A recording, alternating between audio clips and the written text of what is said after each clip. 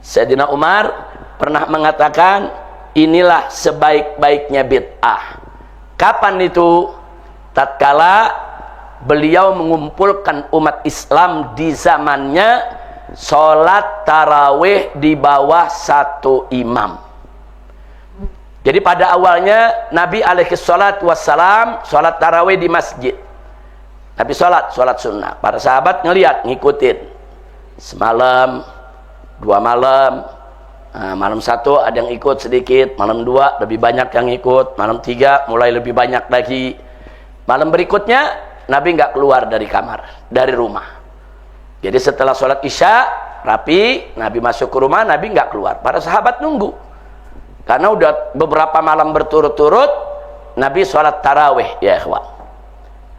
Jadi mereka mau ikut. Begitu Nabi nggak keluar, malam berikutnya lagi para sahabat tanya, ya Rasulullah, kami udah nunggu mau ikut sholat tarawih, sholat qiyam di Ramadan, kenapa kau nggak keluar? Nah, jadi jawaban Nabi singkat, saudara, bahwa yang beliau lakukan itu hanya sunnah, dan beliau takut kalau nanti beliau keluar lagi sholat tiap malam di situ bersama sahabat, nanti dianggap sebagai wajib.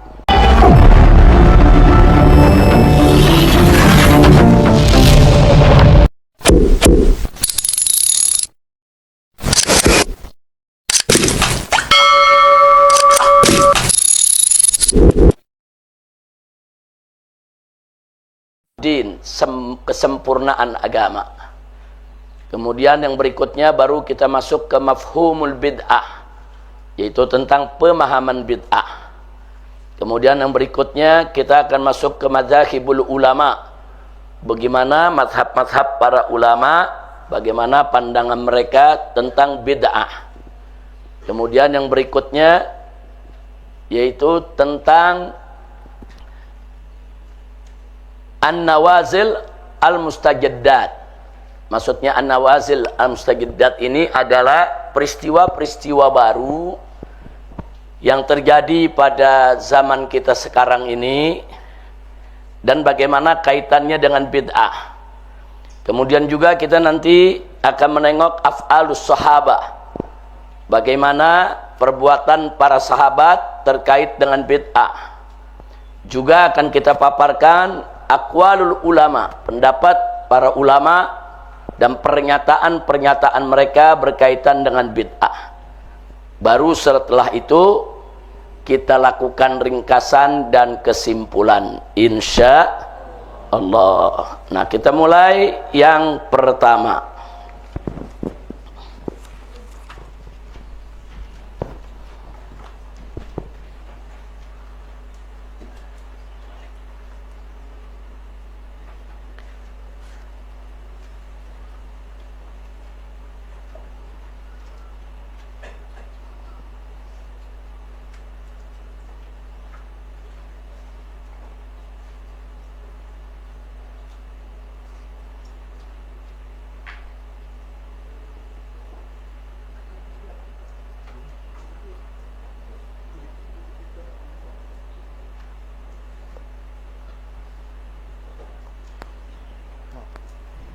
Ya, ini jangan sudah salah ngasih. Yang ente kasih buku ente, jangan disamain, lain kali beda ya. Jangan dicampur-campur. Ayo ikut belajar, Yujun.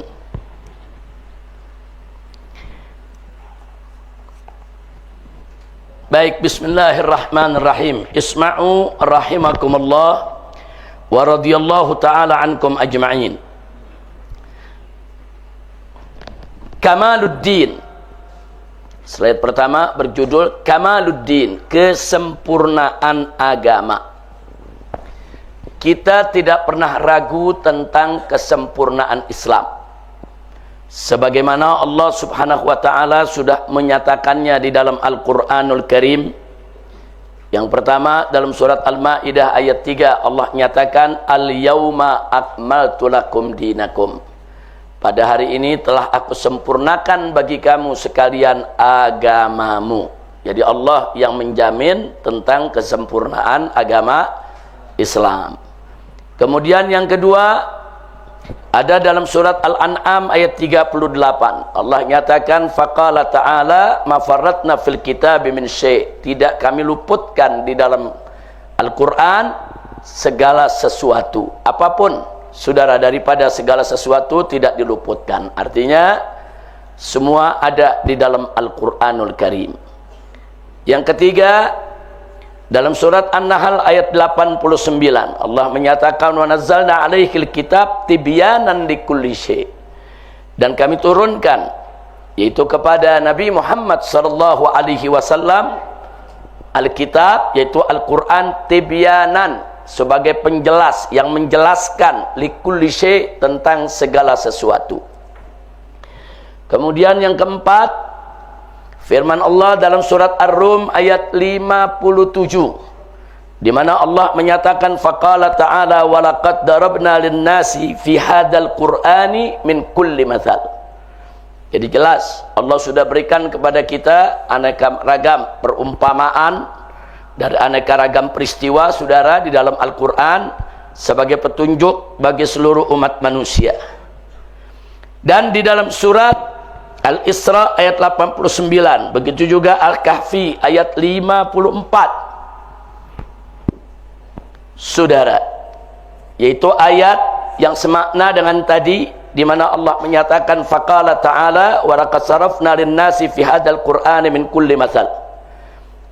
Sedangkan surat Al-Kahfi ayat 54 wa laqad sarafna fi hadzal qur'ani lin-nasi min kulli mathal.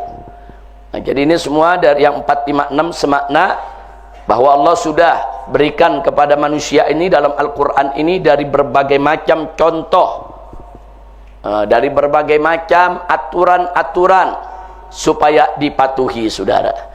Nah, jadi di sini ayat-ayat ini menunjukkan bahwa Islam adalah agama yang sempurna, tidak ada kekurangan.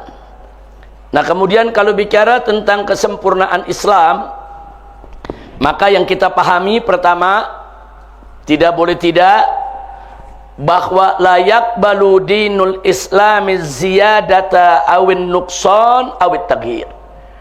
Karena agama Islam ini sudah sempurna dengan segala metodologinya, konsepnya, sistemnya, aturannya, maka layak balu dinul Islam. Agama Islam tidak menerima aziyadah, penambahan, awin nukson atau pengurangan, awit taghyir atau perubahan. Jadi kita punya agama jangan ditambah-tambah, jangan juga dikurang-kurangi, dan jangan juga diubah-ubah, karena Islam sudah sempurna. Nah, kemudian yang kedua juga yang harus kita pahami dari kesempurnaan agama Islam adalah la takhlu waqi'atun an hukmillah. Tidak ada satu peristiwa pun, satu kejadian pun, atau satu masalah pun, saudara, yang lolos dari hukum Allah. Artinya apa saja yang ada dalam kehidupan manusia ini dari mulai zaman Nabi sampai hari kiamat, masalah apapun tidak ada yang lolos dari hukum Allah, baik secara nassan, secara nyata, terang dalam Al-Quran maupun Sunnah, atau secara dilalah, atau dalam Al-Quran memang tidak terang menunjuk kepada satu masalah, tapi Al-Quran menetapkan kaidah-kaidahnya, menetapkan yaitu metodologinya, caranya, untuk bagaimana mengambil hukum dari Al-Quran maupun As-Sunnah, tafsilan atau taksilan. Dalam Al-Quran itu saudara ada hukum yang dijelaskan secara detail, tapi ada juga yang dijelaskan cuman kaidahnya saja, tidak secara detail. Tapi kaidah ini bisa mencakup berbagai macam masalah, baik yang ada di zaman Nabi maupun yang ada di zaman setelahnya, termasuk di zaman kita ini. Tasrihan wa talmihan, baik Al-Quran itu atau As-Sunnah menjelaskannya secara sorry, nyata, jelas, atau dengan isyarat dan seterusnya. Maka itu tadi dikatakan bahwa Al-Quran ini mencakup segala sesuatu. Nah, nanti kalau ada yang nanya, dulu narkoba nggak ada. Nah, dalam Al-Quran nggak ada narkoba, dalam hadis nggak ada narkoba. Nah, iya, Al-Quran tidak bicara tentang narkoba, hadis tidak bicara tentang narkoba, tapi Al-Quran bicara tentang hal-hal yang merusak.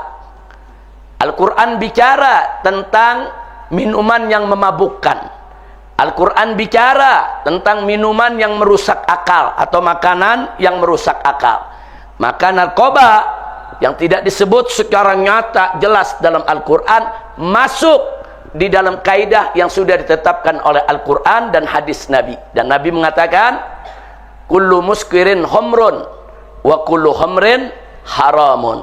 Setiap yang memabukkan itu adalah khamr, dan setiap khamr itu hukumnya adalah haram. Berarti ayat Quran yang bicara tentang khamr, jangan lupa tuh, ayat Quran yang bicara tentang khamr, begitu juga hadis Nabi yang bicara. Gary Butter Cookies, waktunya silaturahmi, waktunya Gary. Gak apa saja di zaman sekarang ini muncul minuman baru, makanan baru, barang baru yang merusak akal atau memabukkan, maka hukumnya disamakan dengan khamr tadi, ya ikhwah.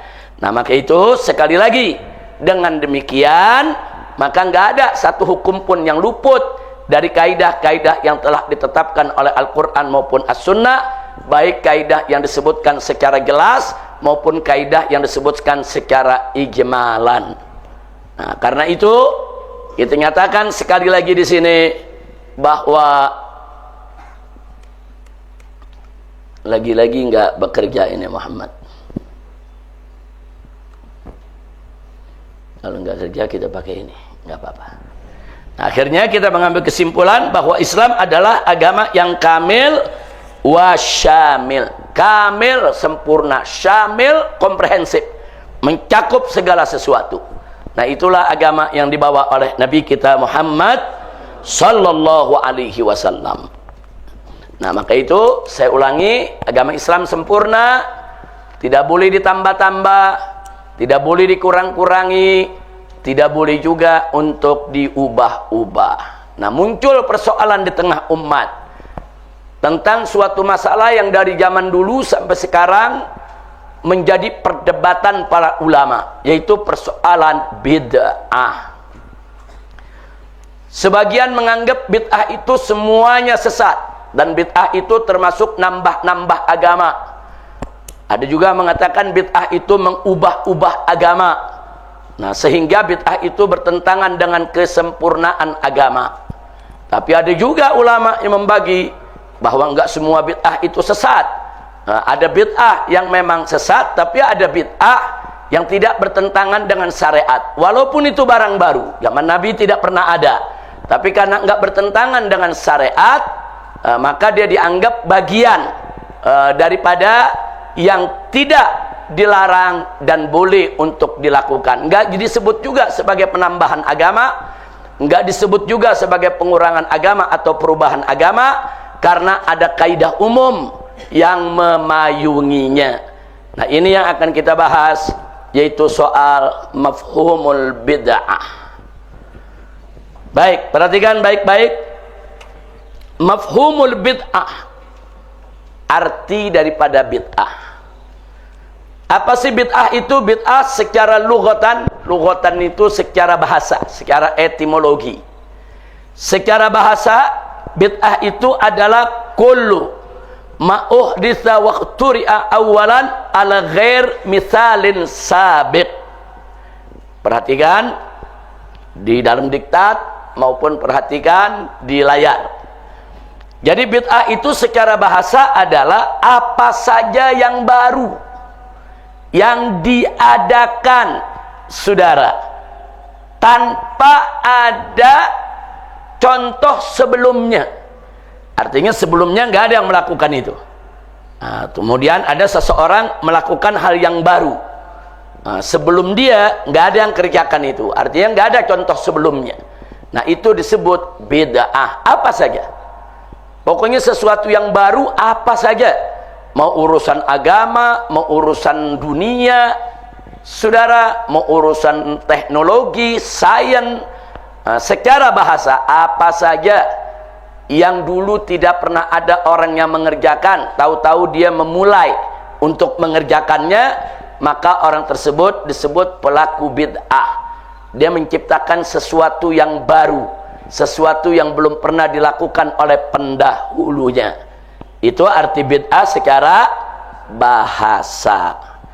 Nah, berikutnya arti bid'ah secara urfan.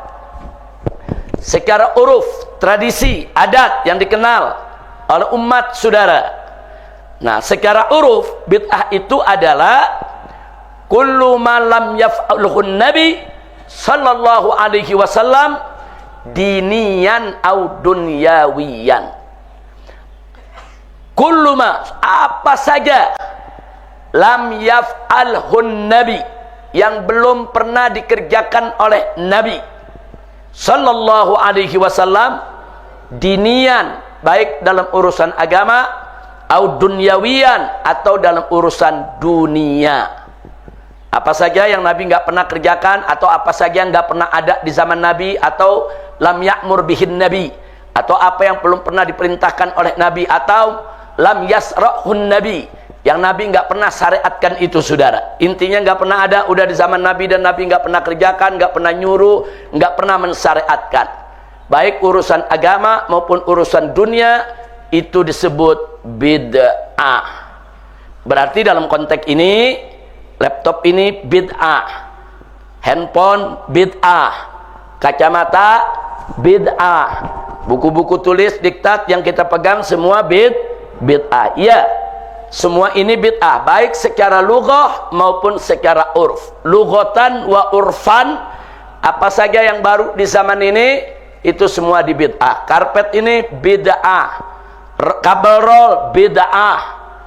Nah, jadi sekali lagi, itulah makna bid'ah secara lughah dan uruf. Nah, sedangkan yang akan kita bahas ini bukan bid'ah secara lughah, bukan bid'ah secara uruf. Yang akan kita bahas adalah bid'ah secara syariat. Karena bid'ah dalam urusan lughah nggak ada masalah, ulama nggak berdebat. Bid'ah dalam urusan uruf nggak ada masalah, saudara. Itu tinggal disesuaikan aja dengan kearifan lokal yang ada. Kearifan lokal, apakah menerima atau tidak, saudara. Nah, itu urusan dunia.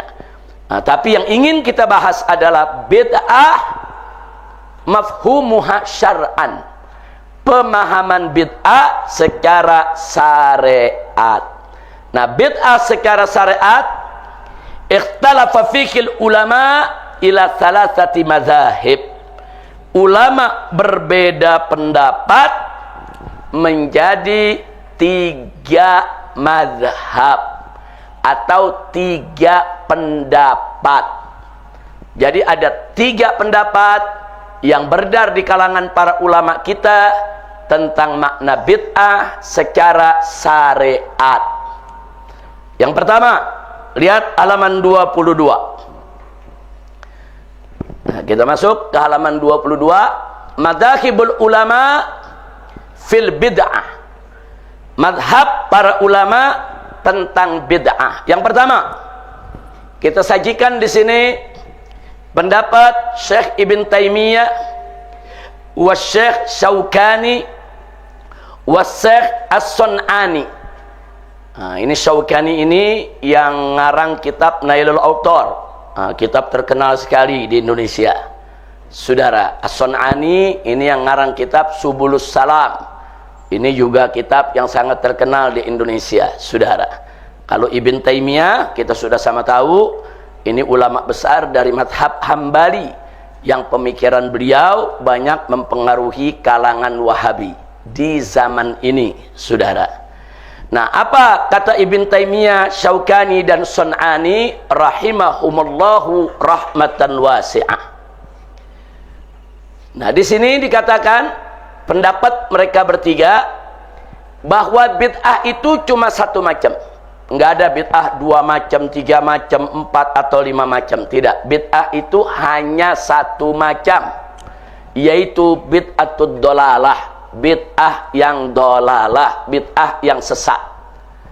Nah, jadi di sini dalam pandangan Ibn Taimiyah, Syaukani dan San'ani, kullu malam yaf'alhun nabi, apa saja yang tidak pernah dilakukan oleh Nabi Muhammad sallallahu alaihi wasallam fil umurid diniyah, dalam urusan agama, apa saja yang Nabi nggak pernah kerjakan dalam urusan agama, maka itu adalah bid'ah dolalah.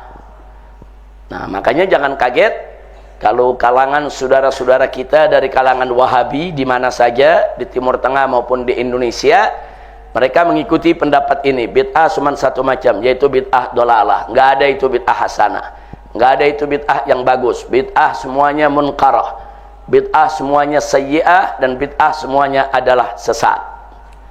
Yang kedua kita lihat pendapat jumhurul ulama.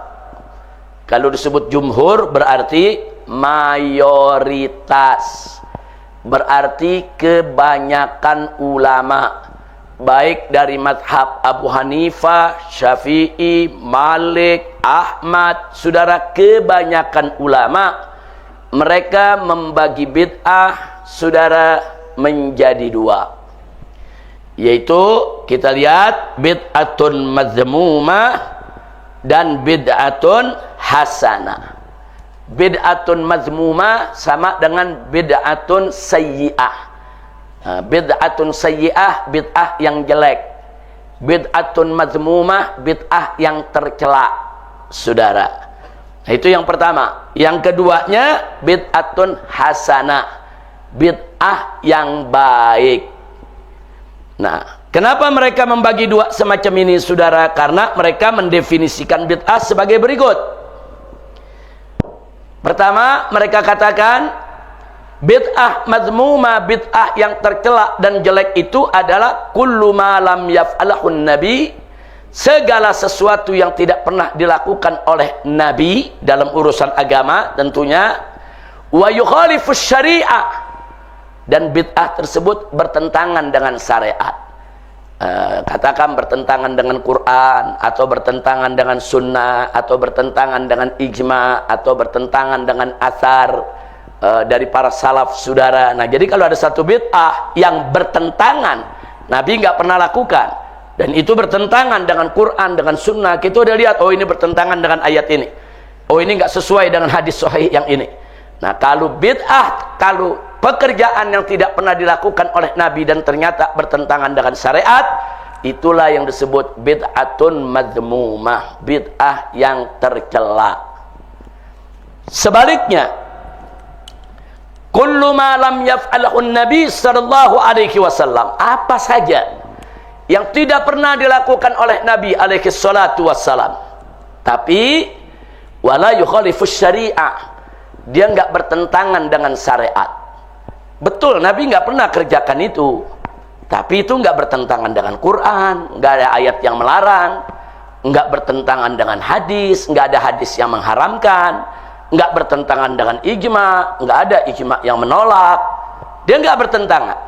Tidak pernah dilakukan oleh Nabi, tapi tidak bertentangan dengan Quran, tidak bertentangan dengan sunnah, tidak bertentangan dengan ijma, tidak bertentangan dengan athar, saudara. Maka jumhur ulama menyebutnya dengan bid'atun hasanah. Nanti akan kita pelajari contoh-contohnya. Sekarang kita berkenalan dengan definisi dulu. Ini namanya ta'rif, definisi, mafhum. Apa tuh mafhumul bid'ah menurut ulama? Nah, inilah pendapat daripada jumhur ulama. Nah, ada satu pendapat mencoba mengkolaborasi antara pendapat satu dan dua, mencoba berada di tengah-tengah, dan banyak ulama menilai pendapat yang ketiga ini tawassut. Tapi nanti kita lihat hasilnya bagaimana. Yang ketiga yaitu yang disampaikan oleh Al-Imam Asy-Syatibi. Nah, Al-Imam Asy-Syatibi, saudara, di mana Imam Syatibi mengatakan, saudara, sama dengan yang nomor satu, bid'ah itu cuma satu, ya bid'ah dolalah. Nggak ada tuh bid'ah dibagi dua, apalagi dibagi 5, saudara. Bid'ah cuma satu. Nah, cuman menarik, saudara, Apa itu bid'ah yang dimaksud oleh Imam Syatibi? Ini yang dimaksud oleh Imam Syatibi. Kullu ma lam yaf'alhu nabi wa yukhalifu syariah. Saya tanya, sama dengan yang mana tuh? Sama dengan bid'atun mazmuma. Jumhur nyebutnya bid'atun mazmuma. Imam Syatibi bilang enggak, itu bid'ah saja, udah bilang. Terus yang kedua kata Imam Syatibi, syar'iyah. Jadi kalau bid'ah itu ada dasar secara syariat, maka enggak boleh disebut bid'ah, harus disebut syar'iyah. Nah, inilah dikatakan, saudara, wa kullu ma la yukhalifu syariah laisa bi bid'atin wa illam yaf'alhu nabi sallallahu alaihi wasallam. Nah, perhatikan itu yang syariah sama dengan yang mana tuh? Perhatikan nomor 2 dengan nomor 3. Nomor 2 bid'ah hasanah, semua yang enggak pernah dilakukan oleh Nabi tapi enggak bertentangan dengan syariat. Imam Syatibi kurang lebih sama, redaksinya aja beda. Nah, pokoknya walaupun Nabi enggak pernah kerjakan, selama itu tidak menentang syariat, itu laisa bi bid'atin kata Imam Syatibi. Itu bukan bid'ah namanya, itu namanya syar'iyah. Nah, artinya apa? Setelah kita perhatikan, saudara, ternyata antara pendapat yang pertama dan kedua, al-khilaf bainal madhabil awal wa tsani, perbedaan antara yang pertama dan kedua adalah khilafun haqiqi, murni, betul-betul perbedaan, nggak bisa digabung nomor 1 dengan 2. Tapi al-khilaf bainal madhab tsani wa tsalis, sedangkan perbedaan antara mazhab yang kedua dan ketiga, itulah yang disebut khilafun lafzi. Dia bukan khilaf yang sebenarnya, bukan khilaf lafzi, cuman beda redaksi, maksudnya sama. Coba perhatikan. Jumhur mengatakan yang tidak pernah dilakukan oleh Nabi kemudian bertentangan dengan syariat, itu bid'ah mazmumah. Imam Syatibi mengatakan itu bid'ah. Yang kedua, saudara, kalau yang tidak pernah dilakukan oleh Nabi tapi tidak melanggar syariat, jumhur mengatakan bid'ah hasanah. Imam Syatibi mengatakan syar'iyah. Selama dia ada dalil yang menunjukkan dia, saudara, ada dasar argumentasi untuk menunjukkan bahwa itu bagian daripada syar'i, nggak boleh disebut bid'ah, tapi harus disebut sebagai syar'iyah. Nah, maka itu untuk halaman ini perhatikan baik-baik. Yang paling atas, yang Ibn Taimiyah wa Syaukani.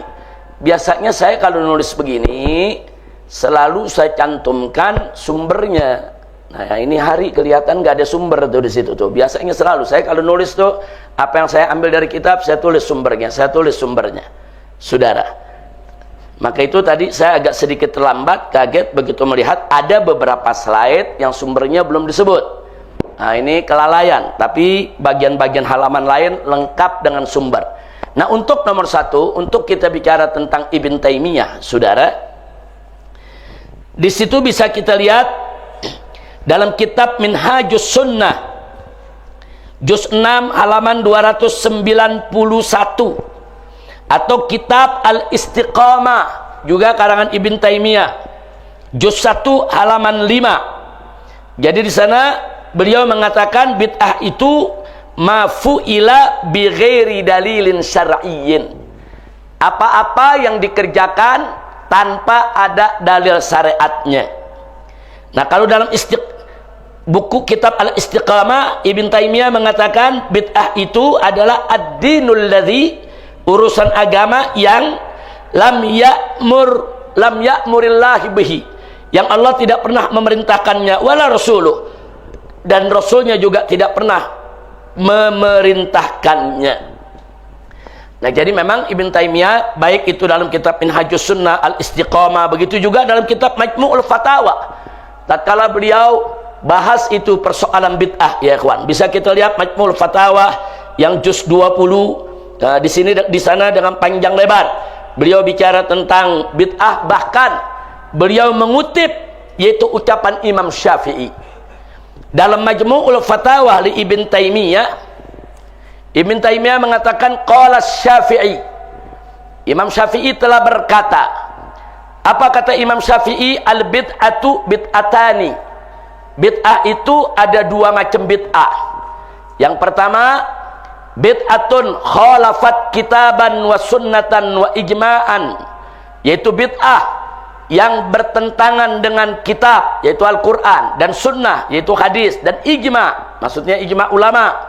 Wa atharan, yaitu berita-berita yang datang an ba'di ashabi Rasulillah, yang datang dari sebagian sahabat Rasulullah. Fahadhihi, yang begini ini, kata Imam Syafi'i, bid'atun dolalah, ini adalah bid'ah yang sesat. Kemudian dilanjutkan, saudara, wa bid'atun, dan bid'ah yang satu lagi adalah bid'ah yang lam tukhalif syai'an min dzalik, yang tidak bertentangan dari semua itu, tidak bertentangan dengan Quran, tidak bertentangan dengan hadis, tidak bertentangan dengan ijma', tidak bertentangan dengan atharus sahabat. Fahadhihi, bid'ah semacam ini, kata Imam Syafi'i, qad takunu hasanah, bisa jadi bid'ah hasanah. Liqauli Umar, karena Sayyidina Umar pernah melakukan itu, dan Sayyidina Umar pernah mengatakan, nikmatil bid'atu hadhihi. Sayyidina Umar pernah mengatakan, inilah sebaik-baiknya bid'ah. Kapan itu? Tatkala beliau mengumpulkan umat Islam di zamannya, sholat tarawih di bawah satu imam. Jadi pada awalnya Nabi alaihi salatu wassalam sholat tarawih di masjid. Nabi sholat sunnah. Para sahabat ngelihat, ngikutin. Semalam, 2 malam, malam 1 ada yang ikut sedikit, malam 2 lebih banyak yang ikut, malam 3 mulai lebih banyak lagi. Malam berikutnya Nabi nggak keluar dari kamar, dari rumah. Jadi setelah sholat isya rapi, Nabi masuk ke rumah, Nabi nggak keluar. Para sahabat nunggu. Karena udah beberapa malam berturut-turut Nabi sholat tarawih, ya ikhwan. Jadi mereka mau ikut. Begitu Nabi nggak keluar, malam berikutnya lagi para sahabat tanya, ya Rasulullah, kami udah nunggu mau ikut sholat tarawih, sholat qiyam di Ramadan, kenapa kau nggak keluar? Nah, jadi jawaban Nabi singkat, saudara, bahwa yang beliau lakukan itu hanya sunnah, dan beliau takut kalau nanti beliau keluar lagi sholat tiap malam di situ bersama sahabat, nanti dianggap sebagai wajib. Makanya Nabi nggak kerjakan lagi setelah itu. Dan setelah itu nggak ada sholat tarawih berjamaah di masjid, nggak ada. Nabi wafat berganti dengan Sayyidina Abu Bakar Siddiq radhiyallahu taala anhu. Nggak ada sholat tarawih berjamaah di masjid. Karena sholat tarawih di rumah masing-masing, tarawih, witir, qiyamul lail, semua di rumah masing-masing. Kalaupun ada yang di masjid, masing-masing, saudara. Nah, kemudian masuk Sayyidina Umar Ibn Khattab radhiyallahu taala anhu. Di zamannya beliau lihat malam bulan Ramadan di masjid banyak yang sholat tarawih, tapi sendiri-sendiri. Ada yang kelompok di sana, ada yang sendiri di sana, ada sekian orang di sana, saudara. Nah, akhirnya beliau lihat, beliau punya pandangan, alangkah bagusnya kalau ini disatukan. Jadi Sayyidina Umar bukan membuat sholat tarawih, bukan. Sholat tarawihnya sudah ada, cuman selama ini nggak ada tuh sholat berjamaah rame-rame di bawah satu imam. Sholat tarawih dari zaman Nabi sudah ada. Nabi pernah melakukannya beberapa hari di masjid, saudara. Nah, sekarang begitu Sayyidina Umar lihat ini masjid rame, ada yang sholat di depan, di tengah, di belakang, ada yang sendiri, ada yang berdua, ada yang berlima.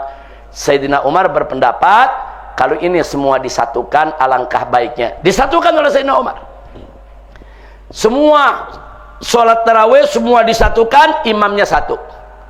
Dipilih oleh Sayyidina Umar imamnya yang hafal Quran, yang bagus bacaannya, saudara, yang berilmu, saudara. Dan ketika itu, saudara, Sayyidina Utsman ada, Sayyidina Ali ada, saudara, sahabat-sahabat lain ada. Tidak satu pun yang memprotes perbuatan Sayyidina Umar.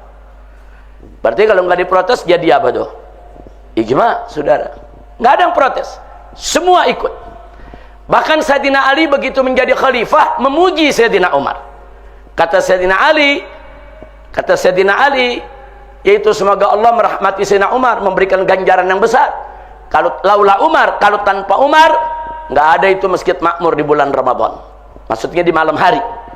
Nah, jadi dengan perbuatan Sayyidina Umar, masjid-masjid di mana-mana ramai orang pada sholat tarawih sampai zaman ini, saudara.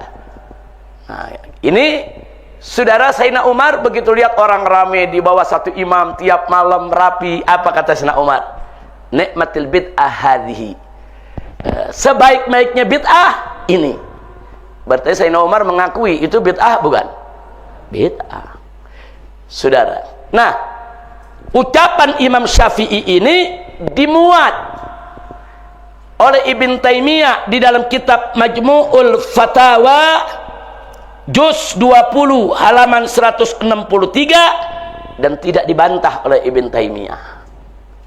Nah, jadi sekali lagi tuh, jadi Ibn Taimiyah mengakui memang di antara ulama ada yang membagi bid'ah dua, bid'ah dolalah dan bid'ah mazmumah dan bid'ah hasanah. Hanya memang Ibn Taimiyah pribadi lebih cenderung kepada pendapatnya bahwa bid'ah ya satu saja, bahwa bid'ah itu semuanya dolalah, saudara. Tapi kalau ditelusuri, saudara, Ibn Taimiyah juga ngakui kalau ada suatu yang disebut bid'ah ternyata sesuai dengan Quran dan Sunnah, bukan bid'ah itu, saudara. Nah, ini pendapat di sini berarti hampir sama dengan pendapat Imam Syatibi, saudara. Jadi kalau ada dalil bukan bid'ah, yang bid'ah itu yang nggak ada dalil, saudara. Nggak ada dalil baru itu disebut bid'ah. Makanya mari kita lihat apa dikatakan Imam Syatibi. Tadi dicatat tuh ya, dicatat di nomor 1 ada Minhajus Sunnah juz 6 halaman 291, ada kitab Al-Istiqamah juz 1 halaman 5, nah, itu ucapan Ibn Taimiyah. Nah, kemudian ada Majmu'ul Fatawa yang Ibn Taimiyah menukilkan ucapan Imam Syafi'i juz 20 halaman 163. Itu sebagai referensi, masukkan. Nah, insya Allah nanti di laptop akan kita perbaiki nih, kita masukin semua. Tapi kalau tadi saya nggak keburu masukin, saya buka, saya lihat nggak ada, ya buru-buru kita cari kitabnya, kita tuliskan. Baik, sekarang Imam Syatibi dalam kitab Al-I'tisam juz 1 halaman 353. Nah, tulis di bawah Syatibi, tulis saja Al-I'tisam juz 1 halaman 353. Al-I'tisam ini karangan Imam Syatibi rahimahullah. Beliau mengatakan, ini menarik. Kata beliau, walaysa min sya'nil ulama, bukan urusannya ulama, bukan kerjaannya ulama, itlaqul lafzil bid'ah, untuk mensematkan lafaz bid'ah atau untuk menyebut sesuatu itu bid'ah alal furu'il mustanbitah, terhadap persoalan-persoalan furu yang digali, saudara, dari sumber hukum. Kan furu itu kan galian hukum. Furu itu hasil galian hukum dari Quran, dari sunnah, dari ijma, dari qiyas. Hasilnya pendapat-pendapat ulama yang kita sebut furu. Jadi kata Imam Syatibi, kalau ulama berbeda nih soal furu, yang ini mengatakan makruh, yang ini mengatakan sunnah, yang ini mengatakan wajib, semuanya itu punya dalil dari hasil istimbat kepada hukum, saudara, dari Al-Quran, dari sunnah. Cuman mereka berbeda. Maka Imam Syatibi bilang, walaysa min sya'nil ulama itlaqil lafzil bid'ah alal furu'il mustanbitah. Jadi bukan urusan ulama, mereka boleh berbeda, tapi jangan yang pendapat berbeda langsung disebut bid'ah. Nah, kenapa, saudara? Nggak boleh. Allati lam takun fi masalaf, walaupun itu perkara nggak pernah ada di masa lalu. Wa indaqat masailuha, walaupun masailnya begitu detail, begitu rinci, saudara. Nah, wa kadzalik, begitu juga la yutlaq ala daqaiqil akhlaqid dhahira wal batinah. Begitu juga jangan sekali-kali dalam persoalan akhlak baik yang zahir maupun batin langsung disematkan ini bid'ah. Enggak boleh. Kenapa? Saudara, wal batina annaha bid'ah. Enggak boleh. Kenapa? Li'anna li jami', karena semua furu hasil istimbat para ulama tersebut, saudara, yarji ila usulis syariah. Karena semuanya kembali kepada sumber-sumber syariat. Nah, ini menarik.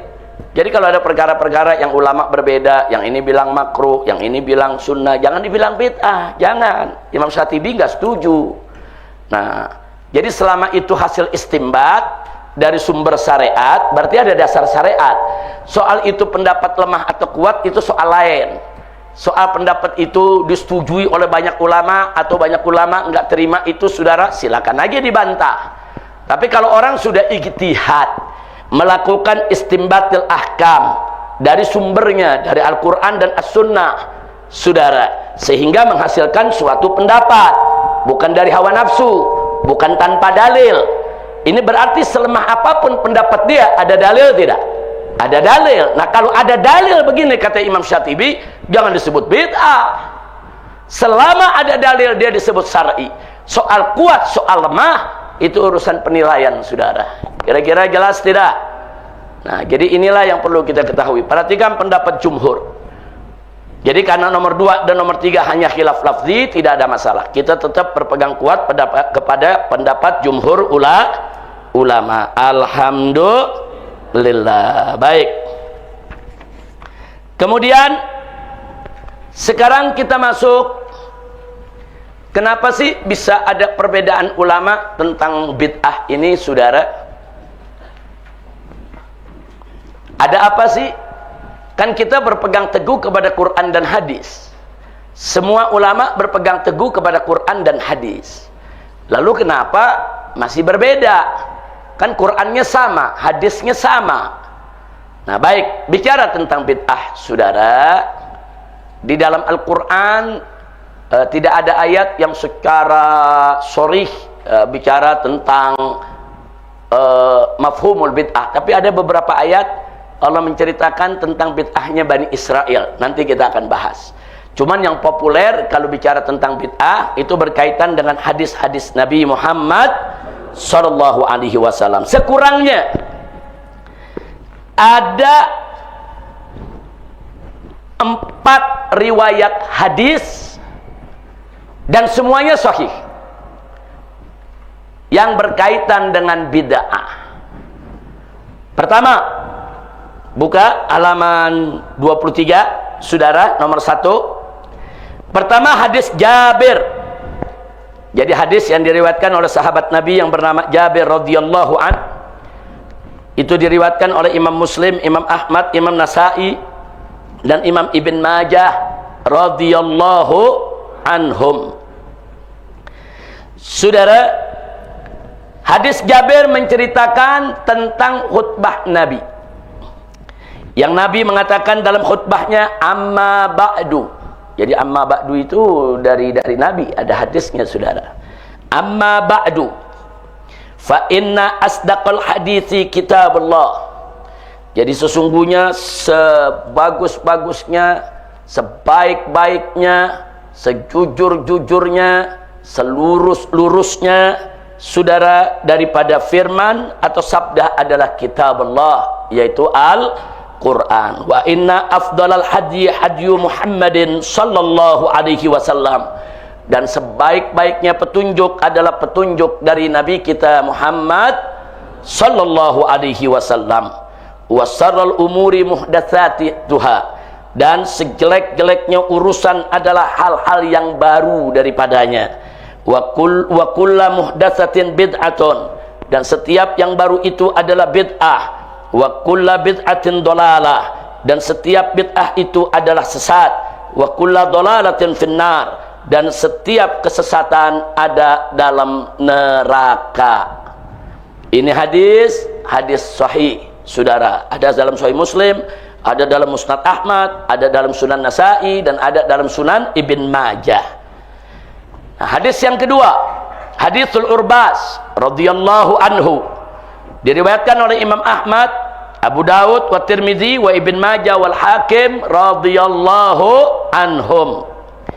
Di mana Nabi mengatakan dalam satu kesempatan, wa iyyakum wa muhdatsatil umur. Nah, kamu sekalian tinggalkan itu segala hal-hal yang baru dalam urusan agama. Fa inna kulla muhdatsatin bid'ah. Sesungguhnya setiap yang baru itu adalah bid'ah. Wa kullu bid'atin dhalalah, dan setiap bid'ah itu sesat.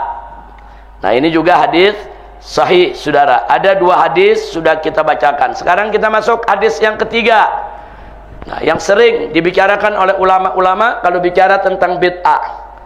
Yang ketiga, hadis Aisyah radhiyallahu anha. di mana Sayyidatuna Aisyah radhiyallahu taala anha dalam hadis yang diriwayatkan oleh Imam Bukhari dan Muslim, saudara, menyampaikan ada dua redaksi hadis yang disampaikan oleh beliau berkaitan dengan sabda Nabi. Yang pertama, Nabi mengatakan, wa man ahdatsa fi amrina hadza wa laysa minhu fahuwa raddun. Barang siapa di dalam urusan kami ini membuat sesuatu yang baru, malaysa minhu, yang bukan bagian daripadanya, yaitu daripada agama, fahuwa raddun, maka yang demikian itu adalah raddun, mardud, tertolak, saudara. Man amila amalan, barang siapa yang mengerjakan suatu amalan, laysa alaihi amruna, enggak ada tuh kaitannya dengan urusan agama yang diajarkan oleh Nabi, fahuwa raddun, maka yang demikian itu adalah mardud, tertolak. Nah, kemudian hadis yang keempat, hadis Jarir. Nah, diriwayatkan juga oleh Imam Muslim, hadis sahih, saudara, dan oleh Imam Ahmad, juga Imam Nasai, Imam Tirmizi dan Ibn Majah radhiyallahu anhum, di mana Nabi mengatakan, man sanna fil islami sunnatan hasanatan, barang siapa di dalam Islam ini ada yang melakukan atau mengadakan suatu sunnah yang hasanah, suatu cara yang baik, falahu ajruha, maka bagi dia mendapatkan pahalanya, wa ajru man amila biha, dan dapat juga dia pahala dari orang yang ikut mengamalkannya ba'dahu, setelah dia, min ghairi an yanqus, yaitu tanpa mengurangi, min ujurihim syai', tanpa mengurangi sedikit pun daripada pahala mereka. Dan sebaliknya, wa man sanna fil islami, barang siapa yang melakukan atau mengadakan fil islami sunnatan sayyi'atan, ay tariqatan sayyi'atan, cara yang jelek, kana alaihi wizruha, maka dia menanggung dosanya, wa wizru man amila biha min ba'di, dan menanggung juga dosa dari orang-orang yang mengamalkannya atau mengikutinya setelahnya, min ghairi an yanqusa, tanpa mengurangi, min auzarihim syai', tanpa sesuatu pun berkurang daripada dia punya dosanya. Inilah 4 hadis yang selalu dibicarakan oleh para ulama yang membahas persoalan bid'ah. Nah, sekarang mari kita lihat 3 madhab tadi. Madhab yang pertama, yaitu yang mengatakan bid'ah itu semuanya adalah dolalah, Ibn Taimiyah, Syaukani dan Sun'ani. Madhab kedua, jumhur ulama. Madhab ketiga, Asy-Syatibi. Mari kita lihat bagaimana hubungan mereka dengan 4 hadis tadi. Bagaimana mereka mengartikan hadis-hadis tersebut. Hadisnya cuma 4 ini yang kita mau bicarakan. Kita mulai dari pertama, Ibn Taimiyah, Wasyaukani, Wasun'ani rahimahumullah. Tadi sudah dijelaskan bahwa mereka mengatakan semua bid'ah itu sesat. Jadi kullu ma lam yaf'alun nabi fil umurid diniyah, apa saja yang tidak pernah dilakukan oleh Nabi dalam urusan agama, semuanya sesat. Nah, apa dalilnya, saudara? Lihat dalil yang dikemukakan Ibn Taimiyah, Syaukani dan Sun'ani di dalam aneka ragam pembahasan mereka dalam kitab-kitab mereka, bahwa inna ahaditsa Jabir wal Urbas wa Aisyah radhiyallahu anhum wadihatun. Jadi kata mereka, hadis yang nomor 1, nomor 2 dan nomor 3, hadis Jabir, hadis Urbas dan hadis Aisyah, saudara, radhiyallahu anhum, menurut Ibn Taimiyah, Syaukani dan Sun'ani, wadihah, sudah jelas, bi anna kulla bid'atin fil umurid diniyah dolalah, sudah jelas. Artinya sudah jelas, nggak perlu ditakwilkan lagi. Zahir hadisnya sudah jelas bahwa setiap bid'ah itu adalah sesat, sehingga walaysa hunaka bid'atu ghairi dalalah, sehingga nggak ada itu di sana bid'ah yang tidak sesat. Jadi beliau menggunakan hadis nomor 1, 2 dan 3 dengan alasan itu sudah jelas, nggak bisa ditawar lagi. Nah, kemudian sekarang yang berikutnya beliau uraikan, Nabi mengatakan kullu bid'atin dalalah. Ini kata kullu di sini menurut Ibn Taimiyah, Syaukani dan Sun'ani adalah lafzun am la yukhassisuhu syai'. Lafaznya am, kullu bid'atin, umum bid'ah yang mana saja semuanya adalah dolalah. Nah, kemudian di situ saudara Ibn Taimiyah, Syaukani dan Sun'ani juga mengatakan yang hadis Siti Aisyah yang ada kata ma laysa minhu ma ahdasa fi amrina hadza ma laysa minhu fa huwa raddun. Apa kata mereka saudara? Kata ma laysa minhu adalah qaidun lazimun wa wasfun daruriyun fi kulli muhdatsatin. Jadi ini merupakan qaid yang sudah melekat, sifat bagi sebuah bid'ah, bagi sifat di sini disebutkan ma laysa minhu ini qaidun lazim, yaitu satu batasan yang sudah mengikat, wa wasfun daruri, yang mana sifat ini memang sudah ada melekat saudara fi kulli muhdatsatin, di setiap hal yang baru. Nah, jadi malaysa minhu mereka katakan ini merupakan sifat daripada setiap muhdatsatin, setiap sesuatu yang baru pasti malaysa minhu, bukan bagian daripada agama. Itu yang mereka tafsirkan. Nah, sekarang bagaimana hadis Jarir? Nah, mereka menganggap inna hadis Jarir, bahwa hadis Jarir yang nomor 4 wadihun fi ihya'is sunnah, itu hadis yang berkaitan dengan ihya'is sunnah, menghidupkan sunnah, tidak ada kaitan dengan soal bid'ah. Jadi mereka menganggap nomor 4 itu tidak ada kaitan dengan urusan bid'ah. Dibilang ini adalah ihya'us sunnah saudara, tapi memang ada muskil. Muskilnya di mana? Muskilnya saudara di sini dikatakan man sanna sunatan hasanah. Berikutnya man sanna sunatan sayyi'ah. Kalau man sanna sunatan hasanah dianggap ihya'us sunnah, menghidupkan sunnah, sunnah yang baik.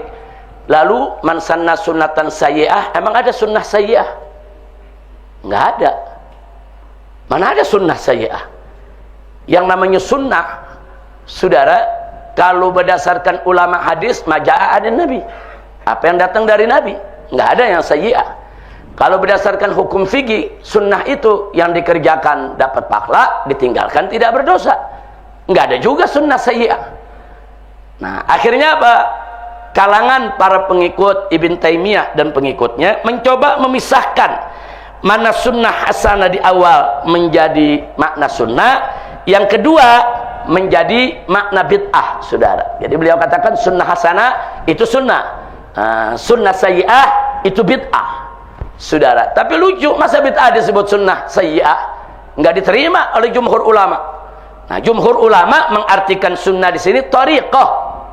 Man sanna fil islami thariqatan hasanah, barang siapa yang mengadakan sesuatu cara yang baik, thariqah. Kalau thariqah ada hasanah, ada sayyi'ah saudara. Nah, kalau thariqahnya baik itu disebut bid'ah hasanah, thariqahnya jelek itu yang disebut bid'ah sayyi'ah saudara. Nah, jadi ini dibantah oleh jumhur untuk penolakan terhadap hadis yang keempat. Baik, kita lanjutkan sekarang, yaitu mazhab yang kedua, jumhur ulama. Bagaimana pandangannya terhadap 4 hadis tadi? Mari kita lihat saudara. Tadi sudah kita sampaikan, jumhur mengatakan bid'ah ada 2, bid'ah mazmumah atau bid'ah sayyi'ah dan bid'ah hasanah. Yang mazmumah adalah semua yang tidak pernah dilakukan oleh Nabi dan bertentangan dengan syariat. Sedangkan yang hasanah yang tidak pernah dilakukan oleh Nabi tapi tidak bertentangan dengan syariat. Nah, terus bagaimana dengan hadis kullu bid'atin dolalah? Memakai kata kullu, saudara. Nah, di sini saudara, waradat kalimatu kull fil Quran wa qad dakhalaha at-takhsis. Ternyata di dalam Al-Qur'an ada ayat-ayat Quran menggunakan kata kullu, tapi ternyata artinya saudara qad dakhalahu at-takhsis. Saudara, bisa dimasukkan dengan pengkhususan. Atau dengan kata lain, saudara, ternyata kata kullu itu enggak selalu artinya semua. Kadang-kadang kata kullu itu artinya kebanyakan, fil ghalib, aglab, enggak mesti artinya semua, saudara. Nanti kita buktikan. Makanya Imam Nawawi mengatakan hadza amun makhsus wal muradu ghalibul bid'ah. Jadi kata Imam Nawawi, kata kullu di sini lafzun amun makhsus. Lafaznya am, tapi maksud artinya khusus, saudara. Lafaznya yang am, tapi maksudnya khusus. Nah, khusus itu yang mana? Wal murad, yang dimaksud dengan kullu di sini adalah ghalibul bid'ah, kebanyakan bid'ah. Nanti kita lihat beberapa ayat Quran yang kata kullu nggak selalu berarti semua, kadang-kadang berarti kebanyakan. Itu jawaban daripada jumhur ulama. Artinya hadis nomor 1, nomor 2, saudara, yang bicara tentang kullu tadi, saudara, itu hadis nomor 1 dan nomor 2 yang ada kata kullu tadi, dijawab begini oleh Ahlus Sunnah, dijawab oleh jumhur ulama, saudara, bahwa kata kul dalam Al-Quran ada beberapa ayat yang menggunakan kul, ternyata lafzun amun makhsus.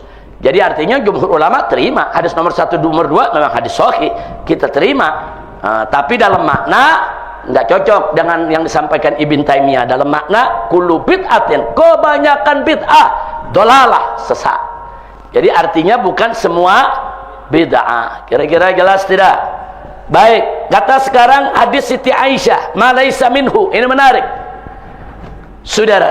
Kata jumhur ulama, kalau kita di situ disebutkan ma laisa minhu, maka bimafhumil mukhalafah anna hunaka makana minhu. Artinya apa? Perhatikan. Di sini dikatakan waman ahdatsa fi amrina hadza, barang siapa yang melakukan sesuatu yang baru dalam urusan agama ini, agama kami ini, malaysa minhu, yang bukan bagian darinya, maka itu mardud, tertolak. Nah, ulama mengatakan bukan bagian darinya.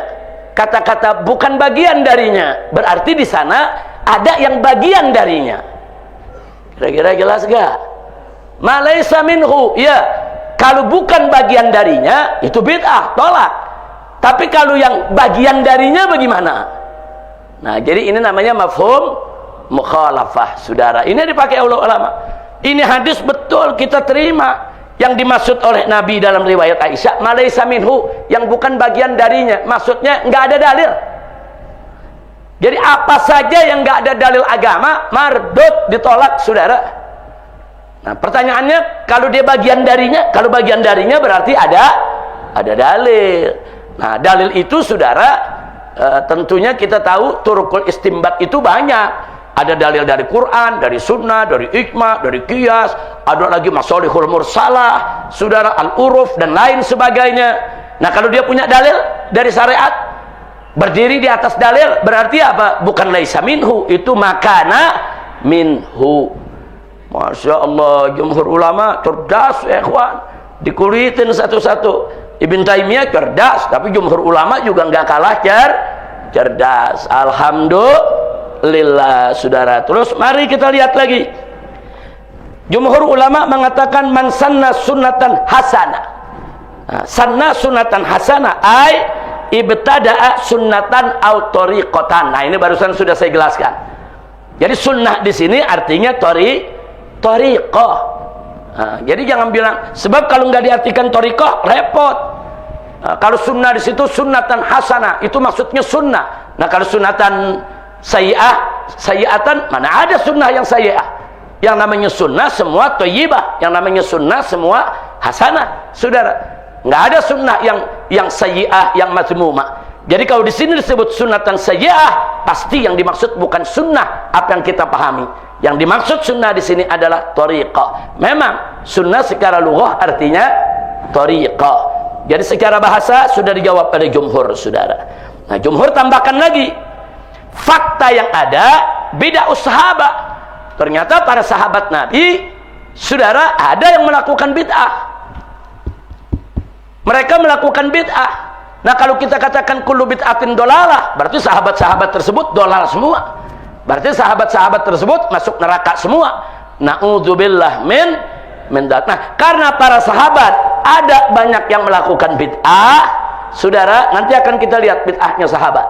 Karena ada perkara-perkara merupakan bid'ah dilakukan oleh sahabat, jadi jangan bilang kullu bid'atin dolalah. Kalau kullu bid'atin dolalah, semua bid'ah itu sesat, termasuk bid'ahnya sahabat sesat juga. Tapi jumhur mengatakan kan enggak begitu.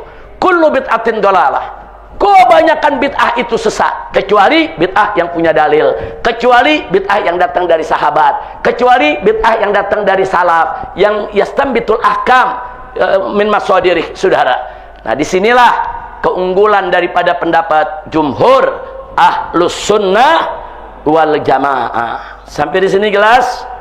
Alhamdulillah. Nah, sekarang mari kita lihat amun maksus li kalimati kul. Nah, kita buktikan sekarang, saudara. Apa betul di dalam Al-Quran itu ada kalimat kullun yang artinya enggak semua? Perhatikan nomor 1, surat Al-An'am ayat 44, saudara. Ini ayat menceritakan tentang satu kaum yang Allah kirim azab kepada mereka. Kemudian Allah katakan apa? Falamma nasu ma dzukkiru bih, tatkala mereka sudah melupakan apa-apa dari peringatan-peringatan yang sudah mereka diberikan peringatan, fatahna alaihim abwaaba kulli syai', maka kemudian kami buka kepada mereka pintu-pintu kegembiraan. Maksudnya pintu-pintu kegembiraan mereka dibiarkan tuh istidraj, pintu-pintu kegembiraan semua dibuka sehingga mereka semena-mena, saudara, nggak mau taat kepada Allah. Nah, jadi mereka nggak mau belajar tuh dari peringatan-peringatan yang pernah Allah berikan. Nah, ini menarik. Kata fatahna alaihim abwaaba kulli syai', abwaaba kulli syai'. Nah, pintu semua kesenangan. Apa betul semuanya dibuka sama Allah buat mereka? Enggak, hanya dikit. Sebagian kesenangan yang Allah buka, tapi di sini dipakai kata apa? Kul. Kul di sini enggak semuanya, saudara. Nah, jadi kalau kita pelajari, enggak semuanya pintu kesenangan dibuka begitu saja untuk mereka oleh Allah. Nah, tapi ada sebagian sengaja diumbar supaya mereka istidraj, mereka makin lupa kepada Allah, lupa dengan peringatan. Akhirnya mereka diazab oleh Allah Subhanahu wa taala. Na'udzubillah min dzalik. Surat An-Nahl ayat 69. Tatkala Allah Subhanahu wa taala berfirman kepada lebah.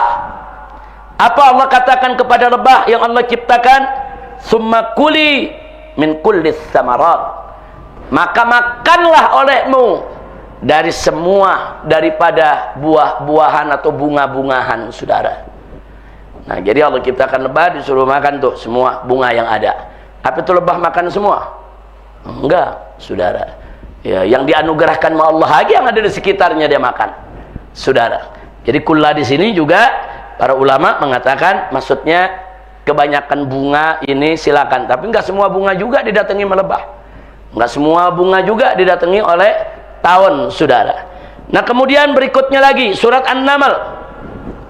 Tatkala burung hudhud, saudara, di zaman Nabi Sulaiman hilang, begitu kembali memberi kabar kepada Nabi Sulaiman.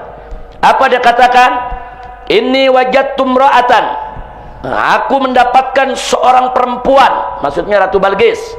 Tamlikuhum, yaitu yang menjadi raja bagi mereka, jadi ratu. Wa utiyat min kulli syai', dan dia dianugerahkan oleh Allah segala sesuatu. Kulli syai'. Kul di sini, apa betul Ratu Balqis mendapat segala sesuatu? Enggak. Apa dapat segala sesuatu? Enggak ada, ya ikhwan. Iya, dia dapat kekuasaan, dapat wilayah yang besar, dapat kemakmuran. Iya, itu betul. Banyak Allah kasih anugerah. Saking banyaknya Allah katakan, saudara, yaitu utiyat min kulli syai', diberikan daripadanya segala sesuatu. Tapi maksudnya bukan segala sesuatu, kebanyakan. Nah, maka kata kullu ini sekali lagi artinya kadang-kadang semua, kadang-kadang artinya aglab fil ghalib, kebanyakan. Surat Az-Zumar, saudara, 62. Di situ dikatakan Allahu khaliqu kulli syai'. Allah menciptakan segala sesuatu. Ini yang dijadiin dalil oleh Mu'tazilah. Makanya Mu'tazilah bilang Al-Quran makhluk, karena Allah khaliq kulli syai'. Karena bagi Mu'tazilah Al-Quran itu syai' minal asya. Karena Al-Quran adalah syai' minal asya, Allah menciptakan segala sesuatu likulli syai'. Nah, maka Al-Quran itu makhluk, kata Mu'tazilah. Nah, sementara saudara, di sini para ulama andai kata pun Al-Quran itu dikatakan syai', tetap nggak boleh disebut makhluk, saudara. Dan tetap Allah tidak menciptakan Al-Quran, karena Al-Quran itu kalam Allah. Jadi kalau dikatakan Allahu khaliqu kulli syai', enggak semua. Buktinya Al-Quran bukan makhluk, saudara. Jadi hanya untuk menunjukkan kata kul di sini untuk kebanyakan. Yang terakhir, surat Al-Ahqaf ayat 25, saudara, juga tentang azab. Di mana azab yang dikirim oleh Allah, tudammiru kulla syai'in bi amri rabbiha fa asbahu la yura ila masakinuhum. Jadi di sini dikatakan azab datang menghantam mereka dan menghancurkan kulla syai', semuanya, bi amri rabbiha, dengan perintah dari Tuhannya. Fa asbahu la yura, akhirnya mereka itu enggak kelihatan kecuali hanya tempat tinggal mereka saja, hilang, hancur, lebur, saudara. Tapi kalau dikatakan menghancurkan segala sesuatu, emang semuanya hancur? Kan buminya masih ada, gunungnya masih ada, padang pasirnya masih ada. Nah, kata kulli di sini dimaksudkan al-aghlab, kebanyakan yang ada di sekitarnya sudah hancur. Singkat cerita, nomor 1 sampai 6 ini hanya untuk menunjukkan, saudara, kalimatul qul fi hadhil ayat wa mithluha amun maksus. Lafaz yang bersifat umum tapi maksudnya adalah khusus. Itulah ditarik kepada kata kullu bid'atin dolalah. Kata kullunya lafzun am, betul, aslinya dia lafaz umum, tapi maksudnya adalah ghalibul bid'ah. Jadi kullu bid'atin maksudnya ghalibul bid'ah. Ghalibul bid'ah, kebanyakan bid'ah adalah sesat. Dan mengakui ulama, sepakat semua ulama, kebanyakan bid'ah adalah sesat, saudara. Tapi tidak semua bid'ah sesat. Nah, itulah yang menjadi dalil jumhur. Sekarang kita lihat Imam Syatibi. Nah, bagaimana pandangannya tentang dalil-dalil tadi, saudara. Nah, Imam Syatibi sepakat inna ahadits Jabir wal Urbas wa Aisyah radhiyallahu anhum wadihah. Imam Syatibi sepakat dengan Ibn Taimiyah, ya, bahwa hadis Jabir, hadis Urbas, hadis Aisyah itu wadih, bahwa semua bid'ah dalam urusan agama adalah sesat. Nggak ada di situ bid'ah yang tidak sesat, sepakat. Nah, tapi ada yang menarik di hadis Jabir, saudara. Di hadis Jarir, Imam Syatibi mengatakan, saudara, inna hadis Jarir wadih. Memang hadis Jarir itu juga wadih, bi anna, bahwa sesungguhnya ma la yukhalifus syariah wa illam yaf'alhun nabi falaysa bibid'atin. Jadi apa saja yang tidak bertentangan dengan syariat, walaupun Nabi nggak pernah mengerjakan, itu bukan bid'ah. Bal huwa syar'iyyun, bahkan dia bagian daripada syariat. Tak tarihi ahkamul fikhiyatil khamsah, yang masuk dalam hukum fikih yang 5, saudara. Jadi itu yang tadi sudah saya bacakan kalimatnya. Jadi jangan semua ulama kalau berbeda soal hukum di furu langsung menuduh hasil fatwa yang lain sebagai bid'ah, yang ini sunnah. Enggak begitu. Kalau dalam soal hukum, saudara, selama dia punya dalil, ulama yang bicaranya punya argumentasi daripada dalil syariat, walaupun mungkin mazhab lain melihat itu lemah, tetap dia produk syariat. Nah, kalau sudah produk sumber syariat, tidak boleh disebut sebagai bid'ah. Nah, inilah dalil-dalil yang disampaikan oleh mazhab yang ketiga berkaitan dengan 4 tadi, saudara. Nah, di sini sebagai catatan, perhatikan paling bawah. Idda'a kullu minal madhabil awal watsani. Jadi mazhab yang pertama yaitu Ibn Taimiyah, begitu juga yang tsani jumhur, saudara, bi anna Syatibi ma'ahum, bahwa Imam Syatibi cocok dengan pendapat mereka. Nah, tapi banyak ulama mengatakan badal Imam Syatibi, akan tetapi sebetulnya Imam Syatibi mazhabun tsalits. Dia mazhab berdiri sendiri dalam soal ini, mu'tadilun mutamayyiz. Artinya dia mencoba netral, objektif. Ada bagian dia sepakat dengan Ibn Taimiyah, ya, semua bid'ah itu sesat. Tapi ada bagian dia sepakat dengan jumhur. Kalau yang ada dalilnya jangan dibilang bid'ah dong. yang ada dalilnya bilang syar'i. Nah itu makanya tadi kita katakan pendapat kedua dan ketiga khilaf lafzi. Alhamdulillah. Baik, saudara, kita masuk halaman 26. Tadi sudah saya sampaikan al-khilaful lafzi baina syatibi wal jumhur.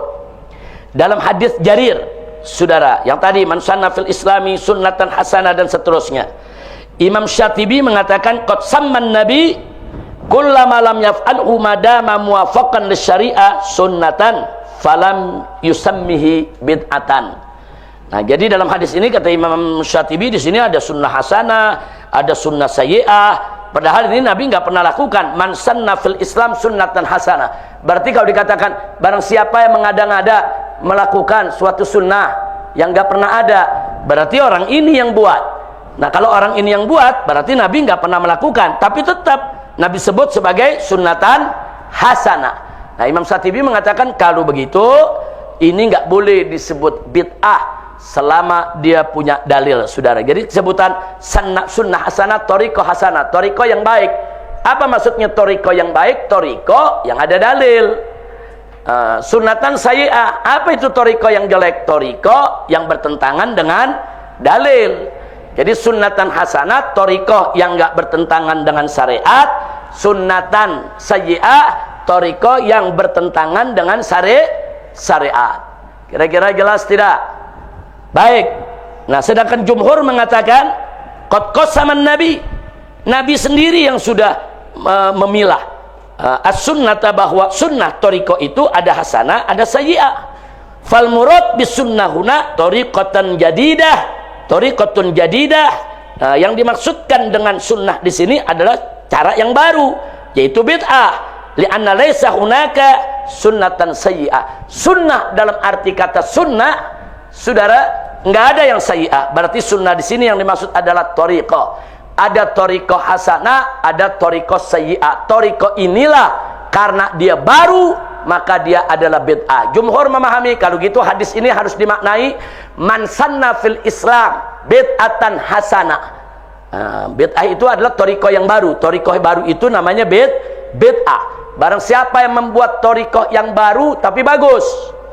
Nah, barang siapa yang membuat tariqah yang baru tapi jelek. Nah, tariqah yang baru bagus itulah bid'ah hasanah. Tariqah baru yang jelek itulah bid'ah mazmumah. Wallahu a'lam.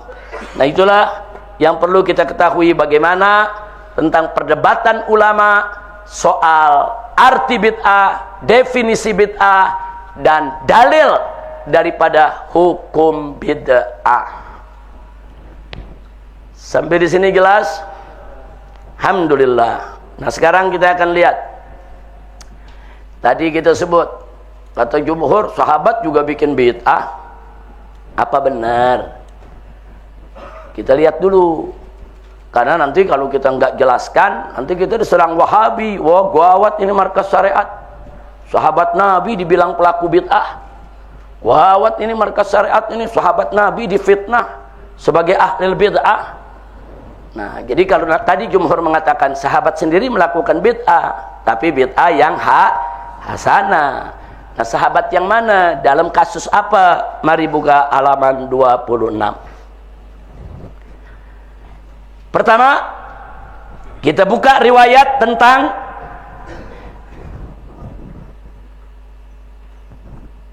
ini, sampai lupa ngeluarin ini tadi ya.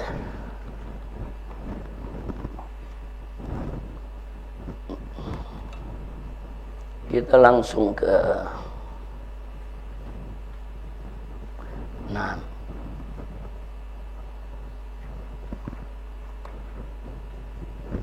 Baik, sekarang kita lihat bid'atus sahabah fi hayatin Nabi sallallahu alaihi wasallam. Hanya kita beri judul bid'atus sahabah fi hayatin Nabi sallallahu alaihi wasallam. Bid'ah yang dilakukan oleh para sahabat tatkala masih atau di masa hidupnya Nabi Muhammad sallallahu alaihi wasallam.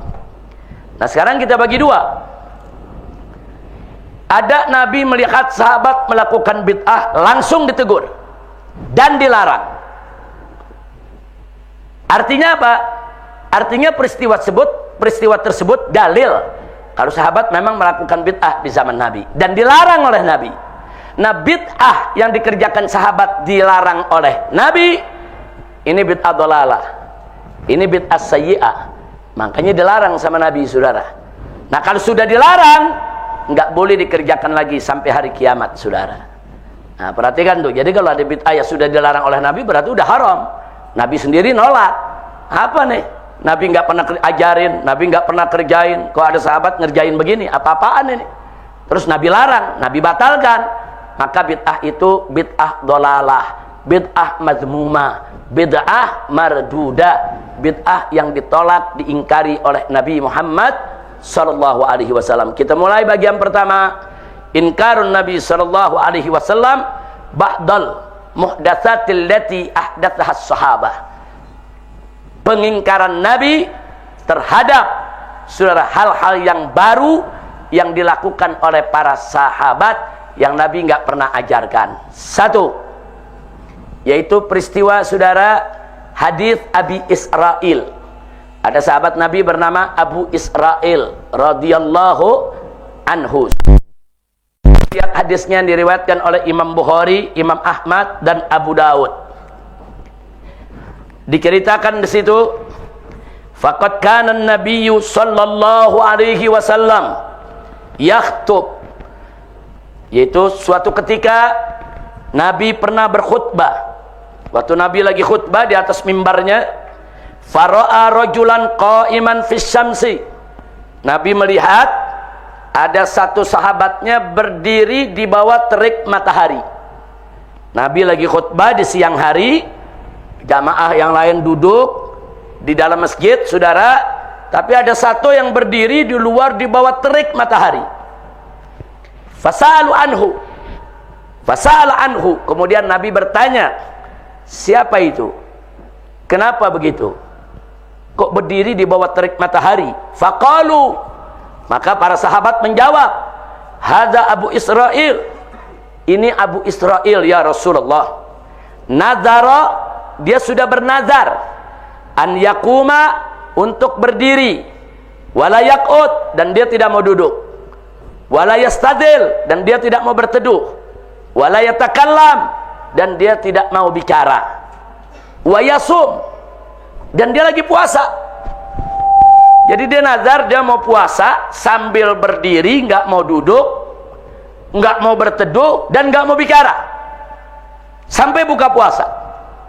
Ini nazar.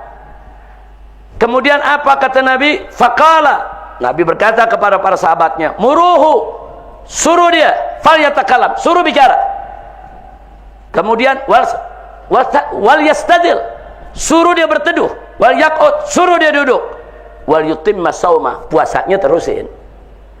Dia kan nazar puasa sambil berdiri di bawah terik matahari, jangan duduk, nggak mau bicara. Kata Nabi apa? Berteduh suruh dia duduk. Jadi nazar-nazar yang nggak bagus tuh kata Nabi ilangin, puasanya tetap jalanin. Nah, saya mau tanya, berarti sahabat tadi melakukan bid'ah tidak? Ada Nabi ngajarkan puasa model begitu? Di bawah terik matahari, berdiri, ngejemur, nggak ngomong, sampai buka puasa. Ada nggak Nabi ngajarin? Nggak ada. Kalau Nabi nggak ngajarin berarti apa? Bid'ah. Berarti ini kan nih sahabat ngarang-ngarang sendiri nih dengan nazarnya, saudara. Ini sahabat taunya dia nazar, yang nazar mesti dipenuhi. Tapi begitu saudara diarahkan oleh Nabi, semua sahabat tahu nazar puasanya tetap wajib. Nah, tapi yang bid'ah-bid'ahnya tadi hilangkan. Berarti ini bukti ada sahabat melakukan sesuatu yang nggak pernah diajarin oleh Nabi dan Nabi tolak. Kira-kira jelas tidak? Saya mau tanya, bid'ah bukan itu? Bid'ah disetujui atau ditolak oleh Nabi? Disepakati atau diingkari oleh Nabi? Kalau diingkari bid'ah hasanah atau sayyi'ah? Dolalah tidak? Dolalah. Apa boleh kita ulangi saat ini? Tidak boleh, jangan ditiru, saudara. Baik, sekarang yang kedua, hadis at-tarahhub. Nah, ini hadis terkenal sekali, saudara. Diriwayatkan oleh Imam Bukhari, Imam Muslim, Imam Ahmad dan Imam Nasa'i rahimahumullahu ta'ala. Diceritakan Faqad jaa salasatu rahtin. Jadi pernah datang saudara ada 3 rombongan ila buyuti azwajin Nabi sallallahu alaihi wasallam. Mereka datang ke rumah para istri Nabi alaihi salatu wassalam. Yas'aluna an ibadati. Mereka semua bertanya, ngorek-ngorek istri Nabi, gimana sih ibadahnya Nabi? Puasanya bagaimana? Salat malamnya bagaimana? Saudara, jadi rombongan ini mau tahu dari istri-istri Nabi yang paling tahu apa yang dilakukan Nabi dalam rumah. Mereka tanya, mungkin Nabi bagaimana sholat sunnahnya, Nabi bagaimana sholat malamnya, Nabi bagaimana puasanya, saudara. Nah, falamma akhbaru, begitu mereka mendapat berita dari istri-istri Nabi tadi tentang bagaimana ibadah Nabi, ka'annahum taqalluha, sepertinya mereka meremehkan. Ya, kalau gitu, ana setiap malam sholat malam nggak pernah tidur. Yang satu lagi saudara, wow kita puasa nggak pernah kosong daripada puasa. Yang satu lagi jawab, wah anak nggak kawin sama perempuan. Nah ini namanya tarahub rahbaniyah. Jadi yang satu sudah mereka rame-rame lihat kalau begitu seolah-olah ibadahnya Nabi sedikit, mereka ibadahnya lebih hebat dari Nabi, saudara. Yang satu merasa sholatnya lebih hebat dari Nabi, yang satu merasa puasanya lebih banyak dari Nabi, yang satu lagi merasa lebih suci, nggak kenal perempuan, nggak mau kawin, saudara. Nah akhirnya apa?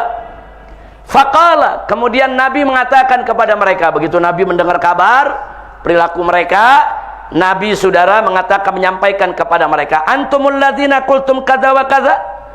Oh kalian yang mengatakan begini dan begitu. Amma wallahi, ketahuilah kata Nabi, demi Allah, innil akhsyakum lillah, demi Allah aku yang lebih takut kepada Allah daripada kamu sekalian. Wa atqakum lahu, dan aku lebih bertakwa daripada kalian kepada Allah. Jadi Nabi legesin, ini orang hamba yang paling takut kepada Allah, yang paling takwa kepada Allah. Lakinni, akan tetapi, walaupun aku ini hamba yang paling takut kepada Allah, paling takwa kepada Allah, tapi yang kulakukan asumu wa uftir, aku puasa, aku buka. Nah, jadi nggak puasa 3 hari berturut-turut, puasa wisol, merasa diri lebih hebat. Nah, atau puasa tiap hari nggak ada kosongnya. Ada saat-saat Nabi nggak puasa, saudara. Kata Nabi, aku manusia paling bertakwa, tapi asumu wa uftir, ada saat aku puasa, ada saat aku nggak puasa. Wa usolli wa arqud, ada saat aku sholat, ada saat aku tidur. Kemudian wa tazawwajun nisa, dan aku menikahi perempuan. Faman raghiba an sunnati, barang siapa yang menolak sunnahku, falaisa minni, tidak termasuk golonganku. Nah, jadi golongan ini disebut sudah tarahub, artinya dia mau menyendiri dengan niat mau mendekatkan diri kepada Allah, udah nggak mau dunia, saudara. Nah akhirnya kelewat batas berlebihan seperti ini, dan itu ditolak oleh Nabi. Enggak, kata Nabi, enggak begitu Islam. Islam enggak mengajarkan begitu. Ada saatnya kita puasa, ada saatnya kita buka, ada saatnya kita sholat, ada saatnya kita tidur, ada saatnya menikahi perempuan, saudara, nikahi, saudara. Nah jadi saya mau tanya sekarang, berarti orang-orang tadi nih, saudara, yang bertanya kepada istri-istri Nabi, terus merasa dirinya rohbaniyah, dalam batas melebihi Nabi, saudara. Nah kita mau tanya, perbuatan mereka tadi bid'ah bukan? Bid'ah, saudara. Ada Nabi ngajarin begitu? Ada Nabi ngajarin puasa jangan buka-buka? Ada? Ada Nabi ngajarin sholat nggak usah tidur? Ada? Ada Nabi ngajarin jangan deketin perempuan, jangan kawin sama perempuan? Ada? Nggak ada, saudara. Berarti yang mereka lakukan bid'ah bukan? Diajarkan oleh Nabi begitu tidak?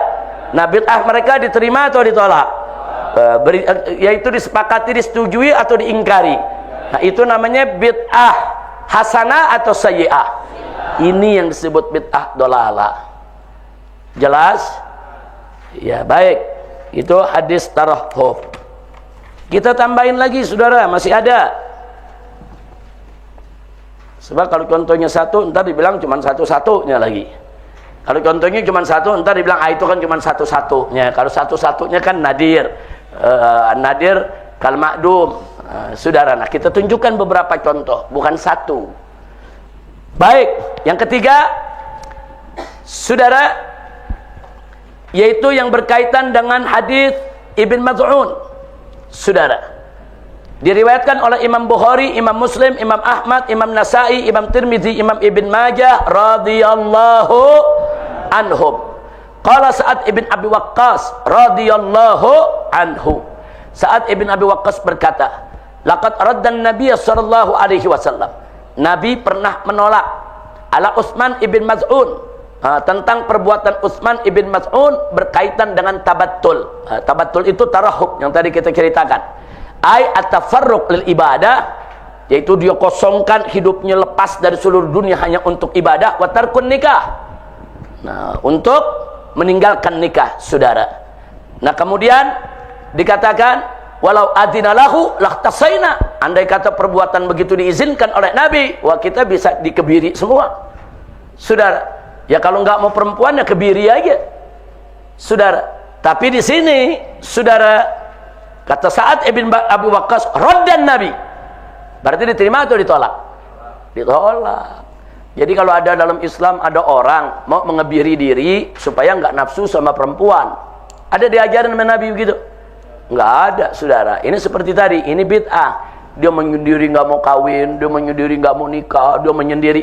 Kalau tidak mau menikah, alasannya adalah, oh saya mau belajar dulu, saya menuntut ilmu, nggak apa-apa.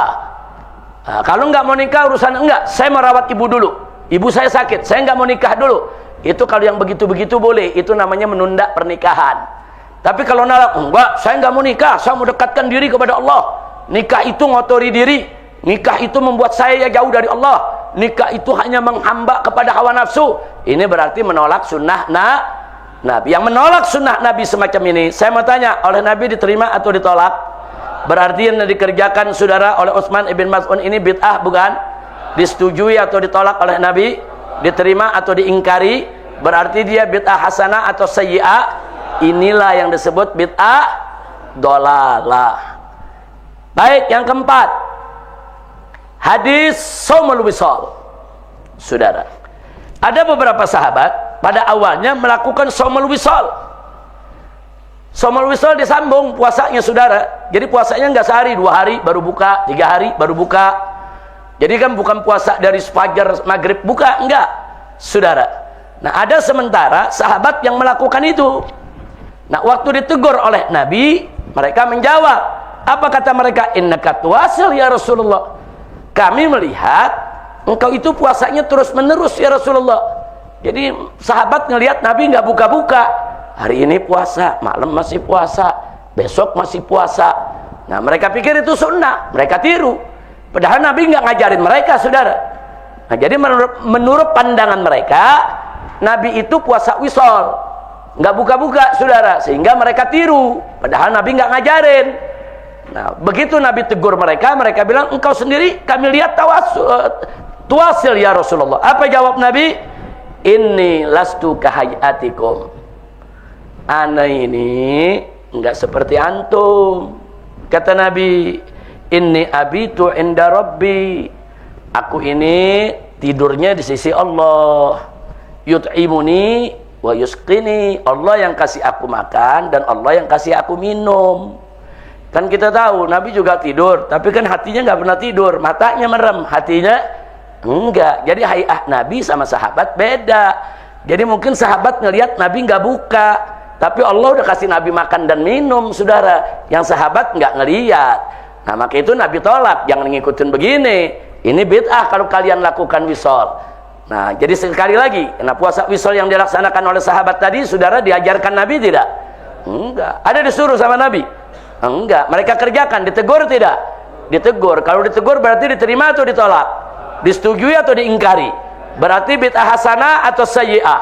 Ini yang disebut bid'ah dolak. Makanya dilarang oleh Nabi, saudara. Nah, itulah beberapa contoh bid'ah yang pernah dilakukan oleh sebagian sahabat Nabi radhiyallahu anhum dan ditolak oleh Nabi. Kalau sudah ditolak, nggak boleh kita ulangi. Makanya umat Nabi sekarang shaumul wisal tetap nggak boleh.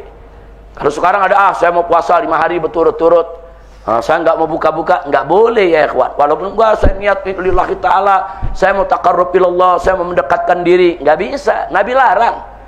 Nah, kalau kita tetap lakukan, kita melakukan bid'ah dolalah. Na'udzubillah min dalik.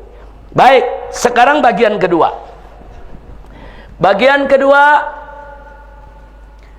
bid'atus sahabah fi hayatin nabi, di bagian ikrarun nabi sallallahu alaihi wasallam ba'dul muhdatsatil lati ahdatsaha sahabah. Kali ini bid'ah yang dilakukan oleh sahabat tapi diterima oleh nabi, disetujui. Nah, kalau ada satu bid'ah yang diterima oleh nabi, disetujui oleh nabi, bahkan nabi suruh sahabatnya ikut mengamalkan, berarti bid'ah tersebut bid'ah hasanah yang berubah, saudara, menjadi syariah karena udah disetujui oleh nabi. Jadi kalau udah ikrar dari nabi bukan bid'ah lagi namanya. Kalau sudah disetujui nabi bukan bid'ah lagi namanya. Berarti namanya sudah bagian dari ajaran nabi. Tapi sebelum disetujui oleh nabi, bid'ah bukan? Bid'ah. Contoh, saudara, mari kita lihat hadis Bilal ibn Rabah radhiyallahu anhu yang diriwayatkan oleh Imam Ahmad, Imam Tirmizi, Imam Hakim, Imam Bukhari bi ikhtisar. Imam Bukhari dengan singkat juga ikut meriwayatkan. Apa ceritanya? Mari kita lihat, saudara. Faqad kana Bilal radhiyallahu anhu, dulu Bilal kebiasaannya yaltazimu bit-taharah. Beliau ini merutinkan untuk bersuci, berwudu. Ba'da kulli hadatsin. Pokoknya setiap beliau hadas, beliau wudu. Mau buang angin, ya wudu. Setelah buang air kecil atau buang air besar, ya wudu. Pokoknya kalau beliau dapat hadas, beliau wudu. Kemudian wabis sholati rak'atain, dan sudah menjadi kebiasaan Bilal sholat 2 rakaat ba'da kulli taharah, setiap selesai bersuci. Setiap hadas langsung bersuci, setiap bersuci langsung sholat 2 rakaat. Itu kebiasaan siapa? Bilal, saudara. Begitu juga sholat 2 rakaat ba'da kulli adzan. Nah, beliau ini muadzinnya Nabi, tukang adzannya Nabi. Setiap beliau setelah azan, beliau sholat 2 rakaat. Nah, ini kebiasaan yang dilakukan oleh Bilal, saudara. Walam yaf'alhan Nabi sallallahu alaihi wasallam. Dan Nabi nggak pernah kerjakan itu, saudara. Dan Nabi juga tidak tahu kalau Bilal mengerjakan itu, saudara. Nah, akhirnya ketika suatu hari Nabi bertanya, kita tahu waktu Isra Mi'raj, kemarin cerita Isra Mi'raj, Nabi kan jalan-jalan di sorga. Nabi jalan-jalan di sorga, Nabi lihat ada yang begini, ada yang begitu, termasuk setiap Nabi jalan, Nabi dengar kayak ada suara gemerincing terompah di depan Nabi. Nabi penasaran, siapa itu orang? Ada di sorga juga, jalan di depan Nabi, suara gemerincingnya kedengeran sama Nabi, saudara. Nah, sebentar selalu Nabi lihat, oh itu Bilal.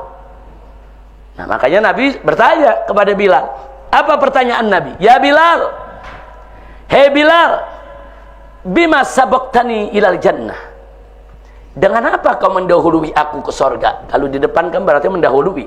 Nabi dengar ada langkah gemerincing terompahnya, saudara. Bima sabaktani ilal jannah. Dengan apa kau, yaitu mendahului aku di sorga? Ma dakhaltul jannah qad, tidaklah aku masuk ke dalam sorga, saudara, illa kecuali sami'tu khosyatan. Itu khoknya 2 kali ya, khosyah, bukan ha, khosyah. Tidaklah aku masuk ke dalam surga kecuali aku mendengar geberincing daripada terompamu amami, di depanku.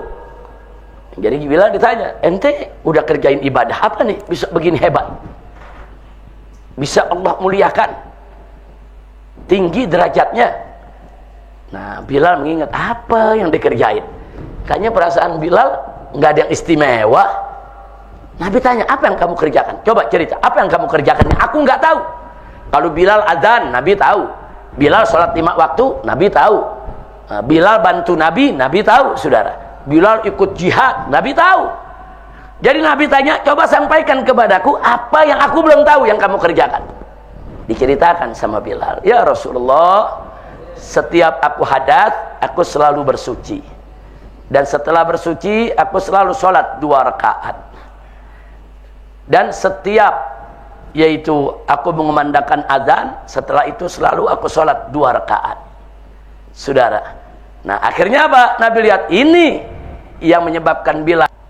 Nah, jadi sholat qoblal wudu, sholatul wudu, saudara, ini dia Bilal yang pertama kali melakukannya dan disetujui oleh Nabi, saudara. Nah kalau sudah disetujui berarti menjadi sunnah. Setiap hadas sunnah berwudu, saudara. Nah setiap azan, saudara, disunnahkan sholat, karena memang bainal adzanain sholatun, kata Nabi, antara azan dan iqamat ada sholat, dan itu Bilal yang pertama melakukannya, saudara. Nggak sampai di situ, setiap selesai wudu sholat, kita kenal dengan nama sholat sunnatul wudu, ya kawan. Bilal yang mengerjakan, disetujui oleh Nabi. Saya mau tanya, sebelum Nabi setuju, sebelum Nabi tahu Bilal melakukan itu tanpa tuntunan Nabi, tanpa disuruh Nabi, tanpa diajarin Nabi, bid'ah bukan? Bid'ah. Tapi begitu disetujui Nabi, bid'ah atau sunnah? Sunnah, saudara. Kira-kira jelas gak? Nah ini kalau ditayangkan yang ini, orang-orang Wahabi biasanya bilang itu kan udah disetujui oleh Nabi. Saya nggak bicara soal disetujuinya. Sebelum disetujui kan bid'ah. Jadi Nabi tuh nggak kereng-kereng banget ngadepin bid'ah. Nah, bid'ah yang jelek Nabi tolak, bid'ah yang bagus Nabi terima, saudara.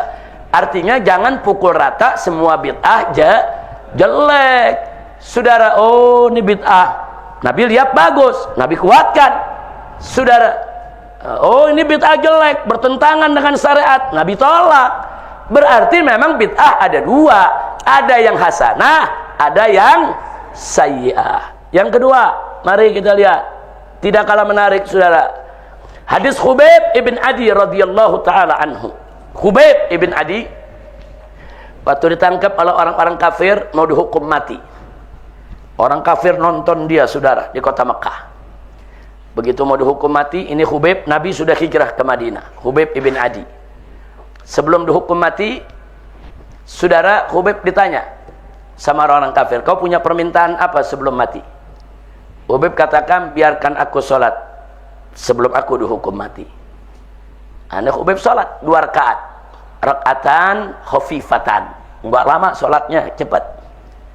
Nah selesai sholat, orang-orang kafir mengatakan, kata orang-orang kafir, kau takut mati ya? Jadi minta sholat dulu. Dijawab oleh Khubayb, demi Allah kalau aku takut mati, aku lamain sholatnya. Kalau aku takut mati, aku lamain sholatnya. Baca ayat yang panjang-panjang. Justru aku mau segera mati syahid, aku ringkaskan sholatnya. Nah, berita ini sampai ke Nabi di Madinah, bahwa Khubayb sebelum dihukum mati, sholat 2 rakaat. Fa'aqarrahun Nabi. Dan disetujui oleh Nabi.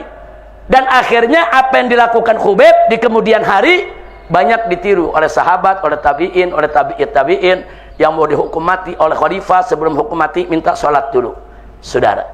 Nah, saya mau tanya, perilaku Khubayb tadi, minta sholat dulu 2 rakaat sebelum dihukum mati, saudara, sholat sunnah, diajarkan Nabi tidak? Enggak ada. Berarti bid'ah bukan? Bid'ah. Tapi kemudian Nabi setuju, berarti bid'ah atau sunnah? Sunnah. Kira-kira jelas tidak? Tapi setidaknya di saat Nabi hidup, ada sejumlah sahabat melakukan hal yang tidak dikerjakan oleh Nabi, yang tidak disuruh dan tidak diajarkan oleh Nabi, saudara. Itulah yang disebut bid'ah. Ada yang ditolak oleh Nabi, dia jadi bid'ah dolalah. Ada yang diterima oleh Nabi, dia jadi bid'ah hasanah, bahkan dia menjadi sunnah Nabi kita Muhammad sallallahu alaihi wasallam. Baik, lanjutkan yang ketiga. Hadis Imam Quba. Mari kita lihat. Dalam Sahihul Bukhari dan Jami'ut Tirmidzi diceritakan, kana ahadul ansar imaman li Masjid Quba. Dulu ada seorang ansar menjadi imam di Masjid Quba. Wa yaltazim, dan dia merutinkan diri qabla qiraatis surah, sebelum dia membaca surat, bi qiraatis suratil Ikhlas. Dia membiasakan diri membaca suratul Ikhlas, yaitu qul huwallahu ahad. Fastaka ashabu ila nabi. Akhirnya jamaahnya dia ini di masjid, teman-temannya mengeluh kepada Nabi, ya Rasulullah.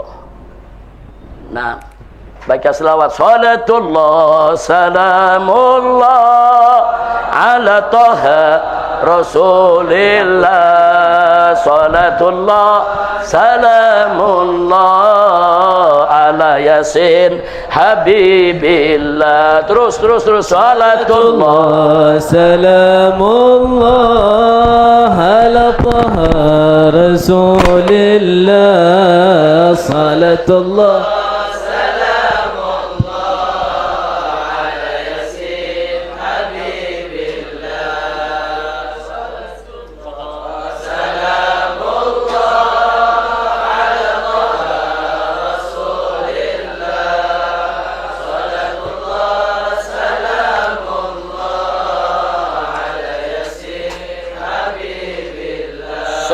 ala Nabi. Coba mana tadi?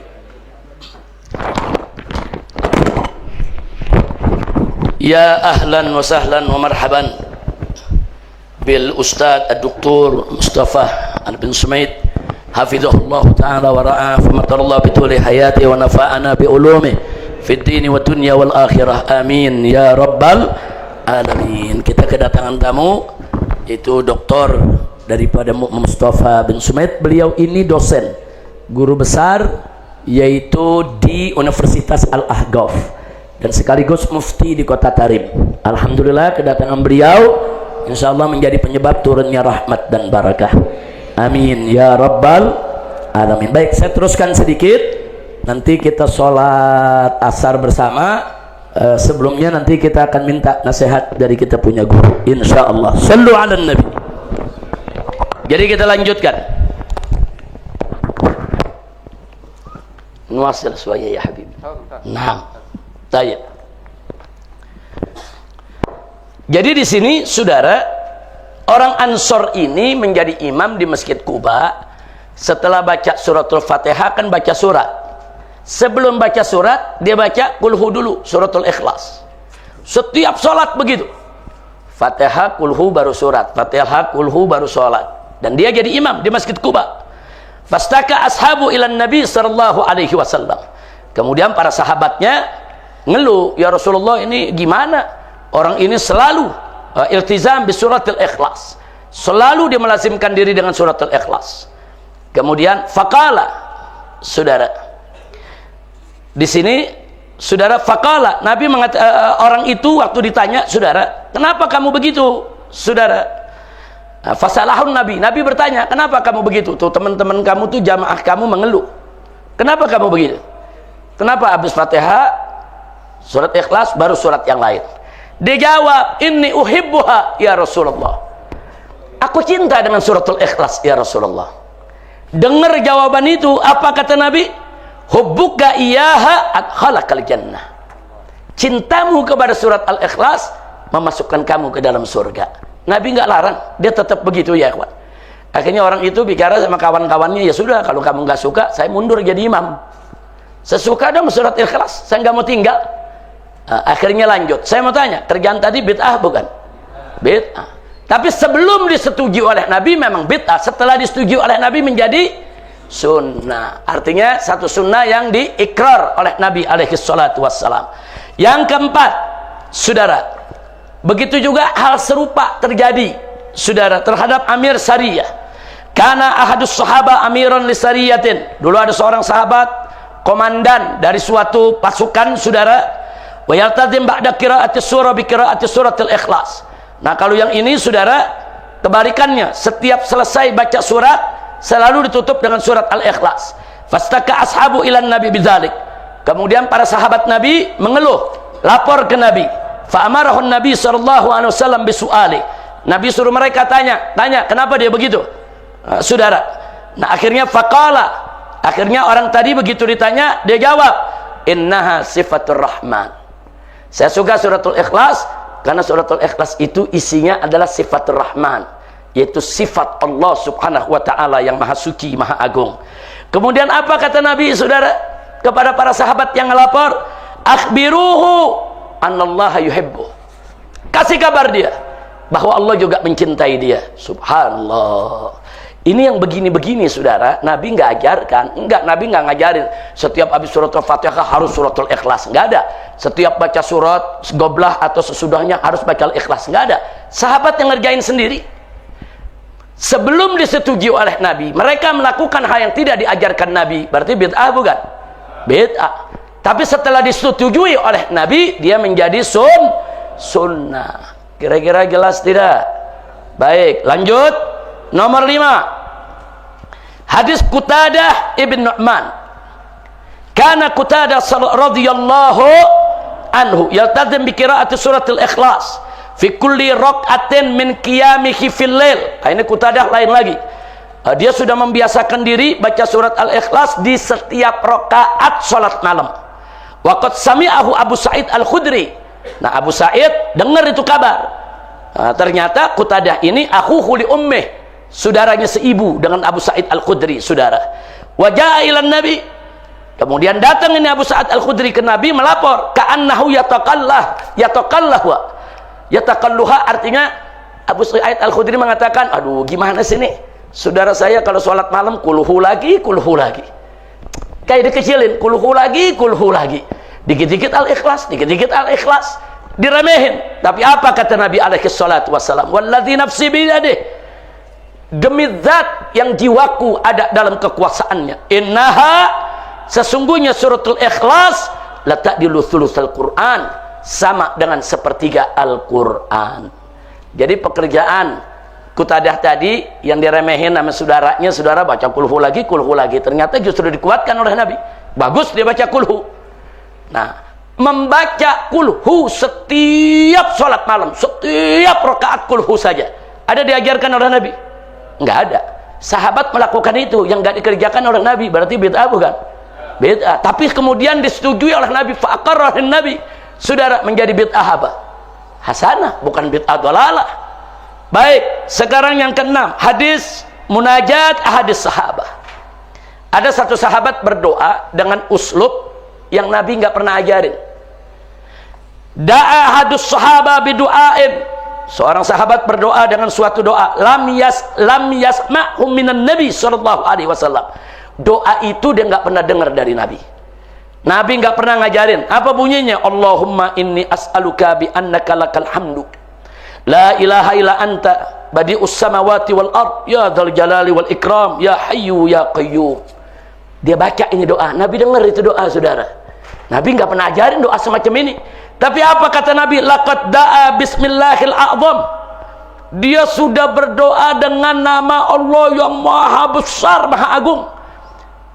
Nama agung yang mana? Alladzi idza du'iya bihi, yang siapapun kalau berdoa dengan uslub asmal azam yang seperti itu, ajaba, pasti akan dikabulkan doanya. Wa idza su'ila bihi a'ta, dan kalau dia itu berdoa dengan itu, pasti dikabulkan doanya, dan apa yang dia minta akan diberikan oleh Allah.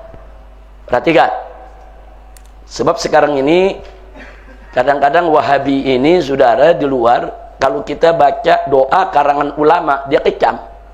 Hadza du'a laysa minan nabi, hadza du'a laysa minan nabi.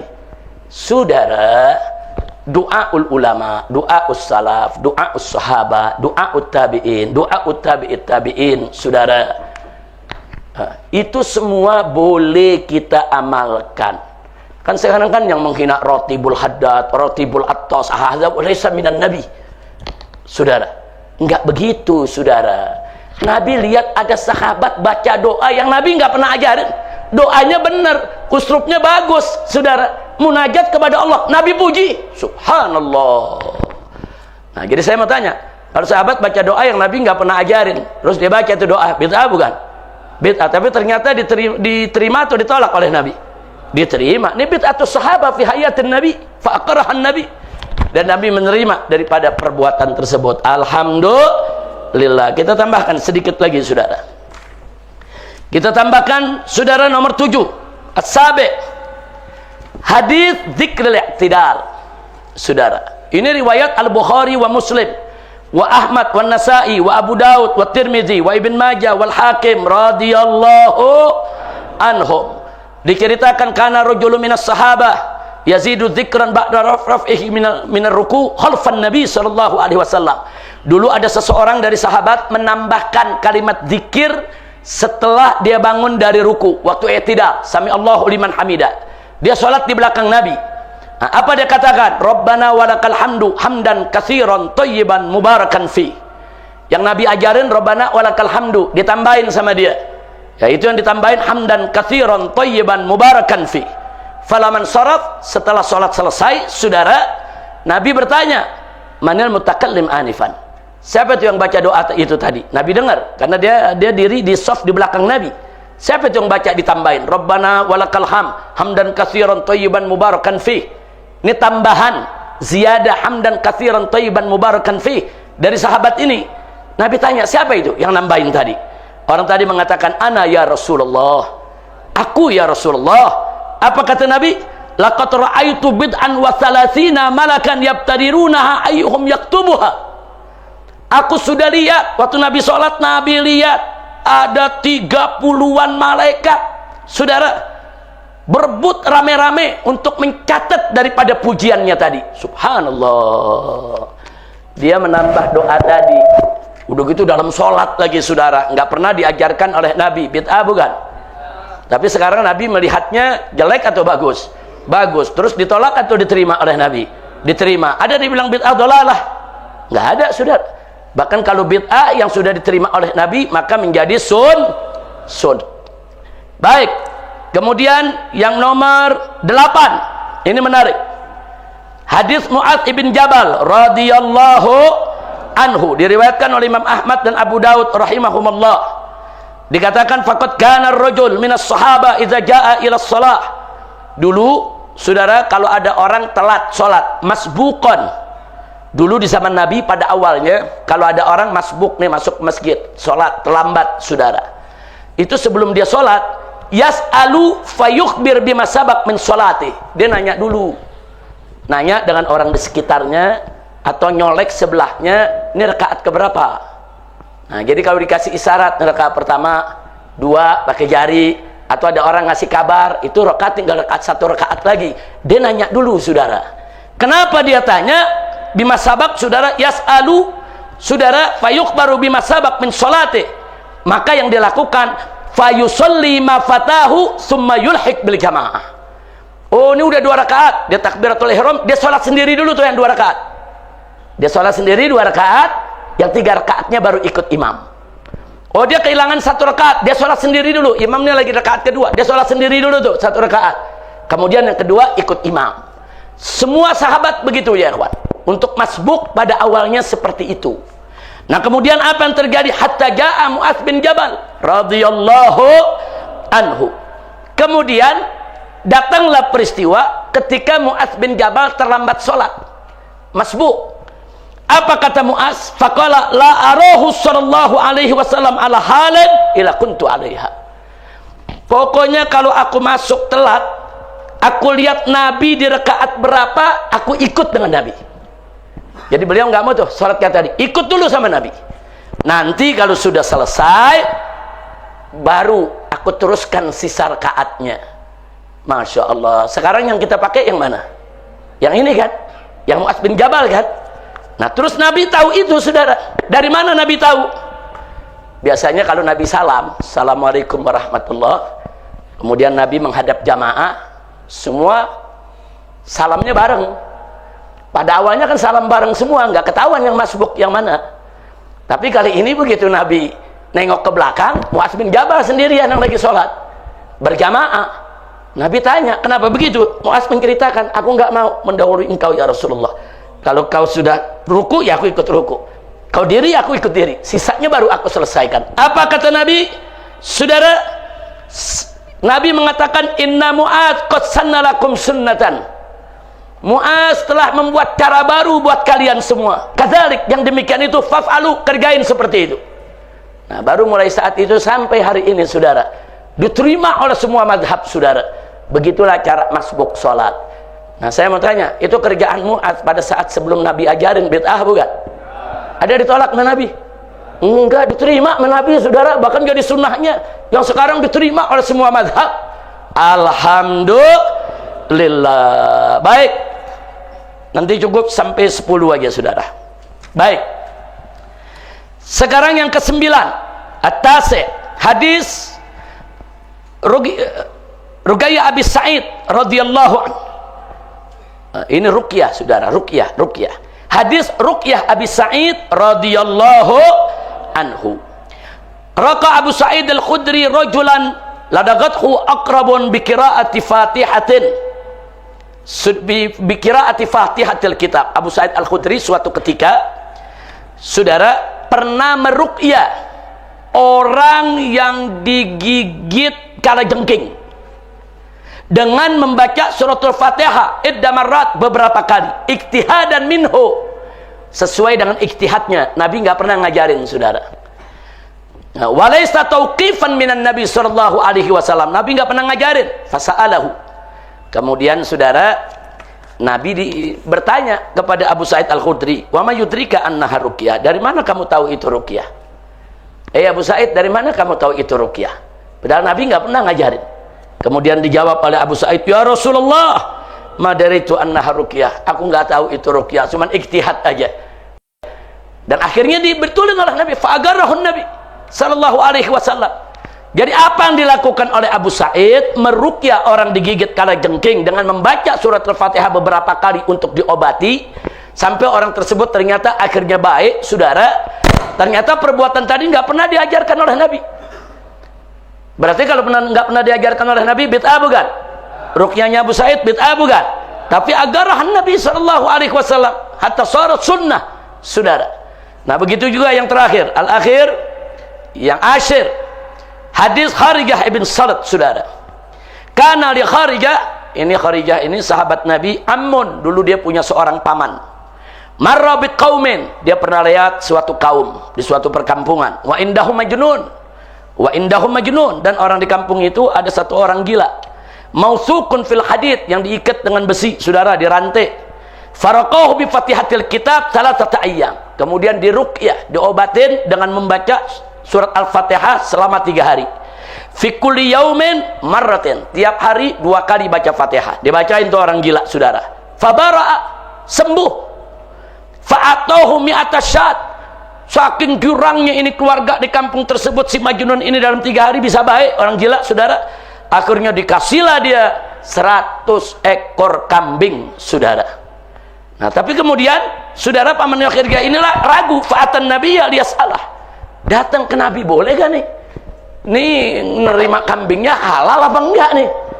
Ini kan takutnya kayak dukun, ya kawan. Ini habis dibacain dapat kambing, halal enggak nih? Halal atau haram?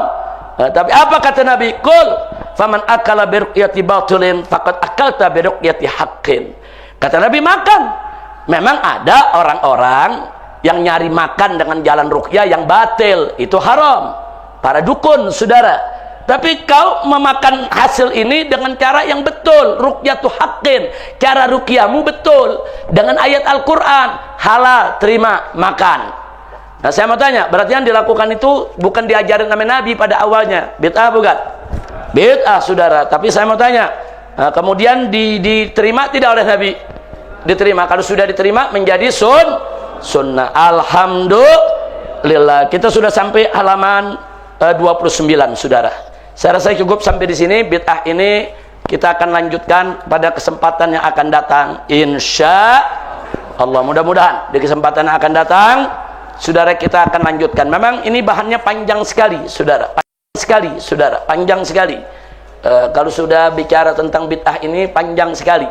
Insya Allah nanti akan kita lanjutkan sampai kita ngambil kesimpulan.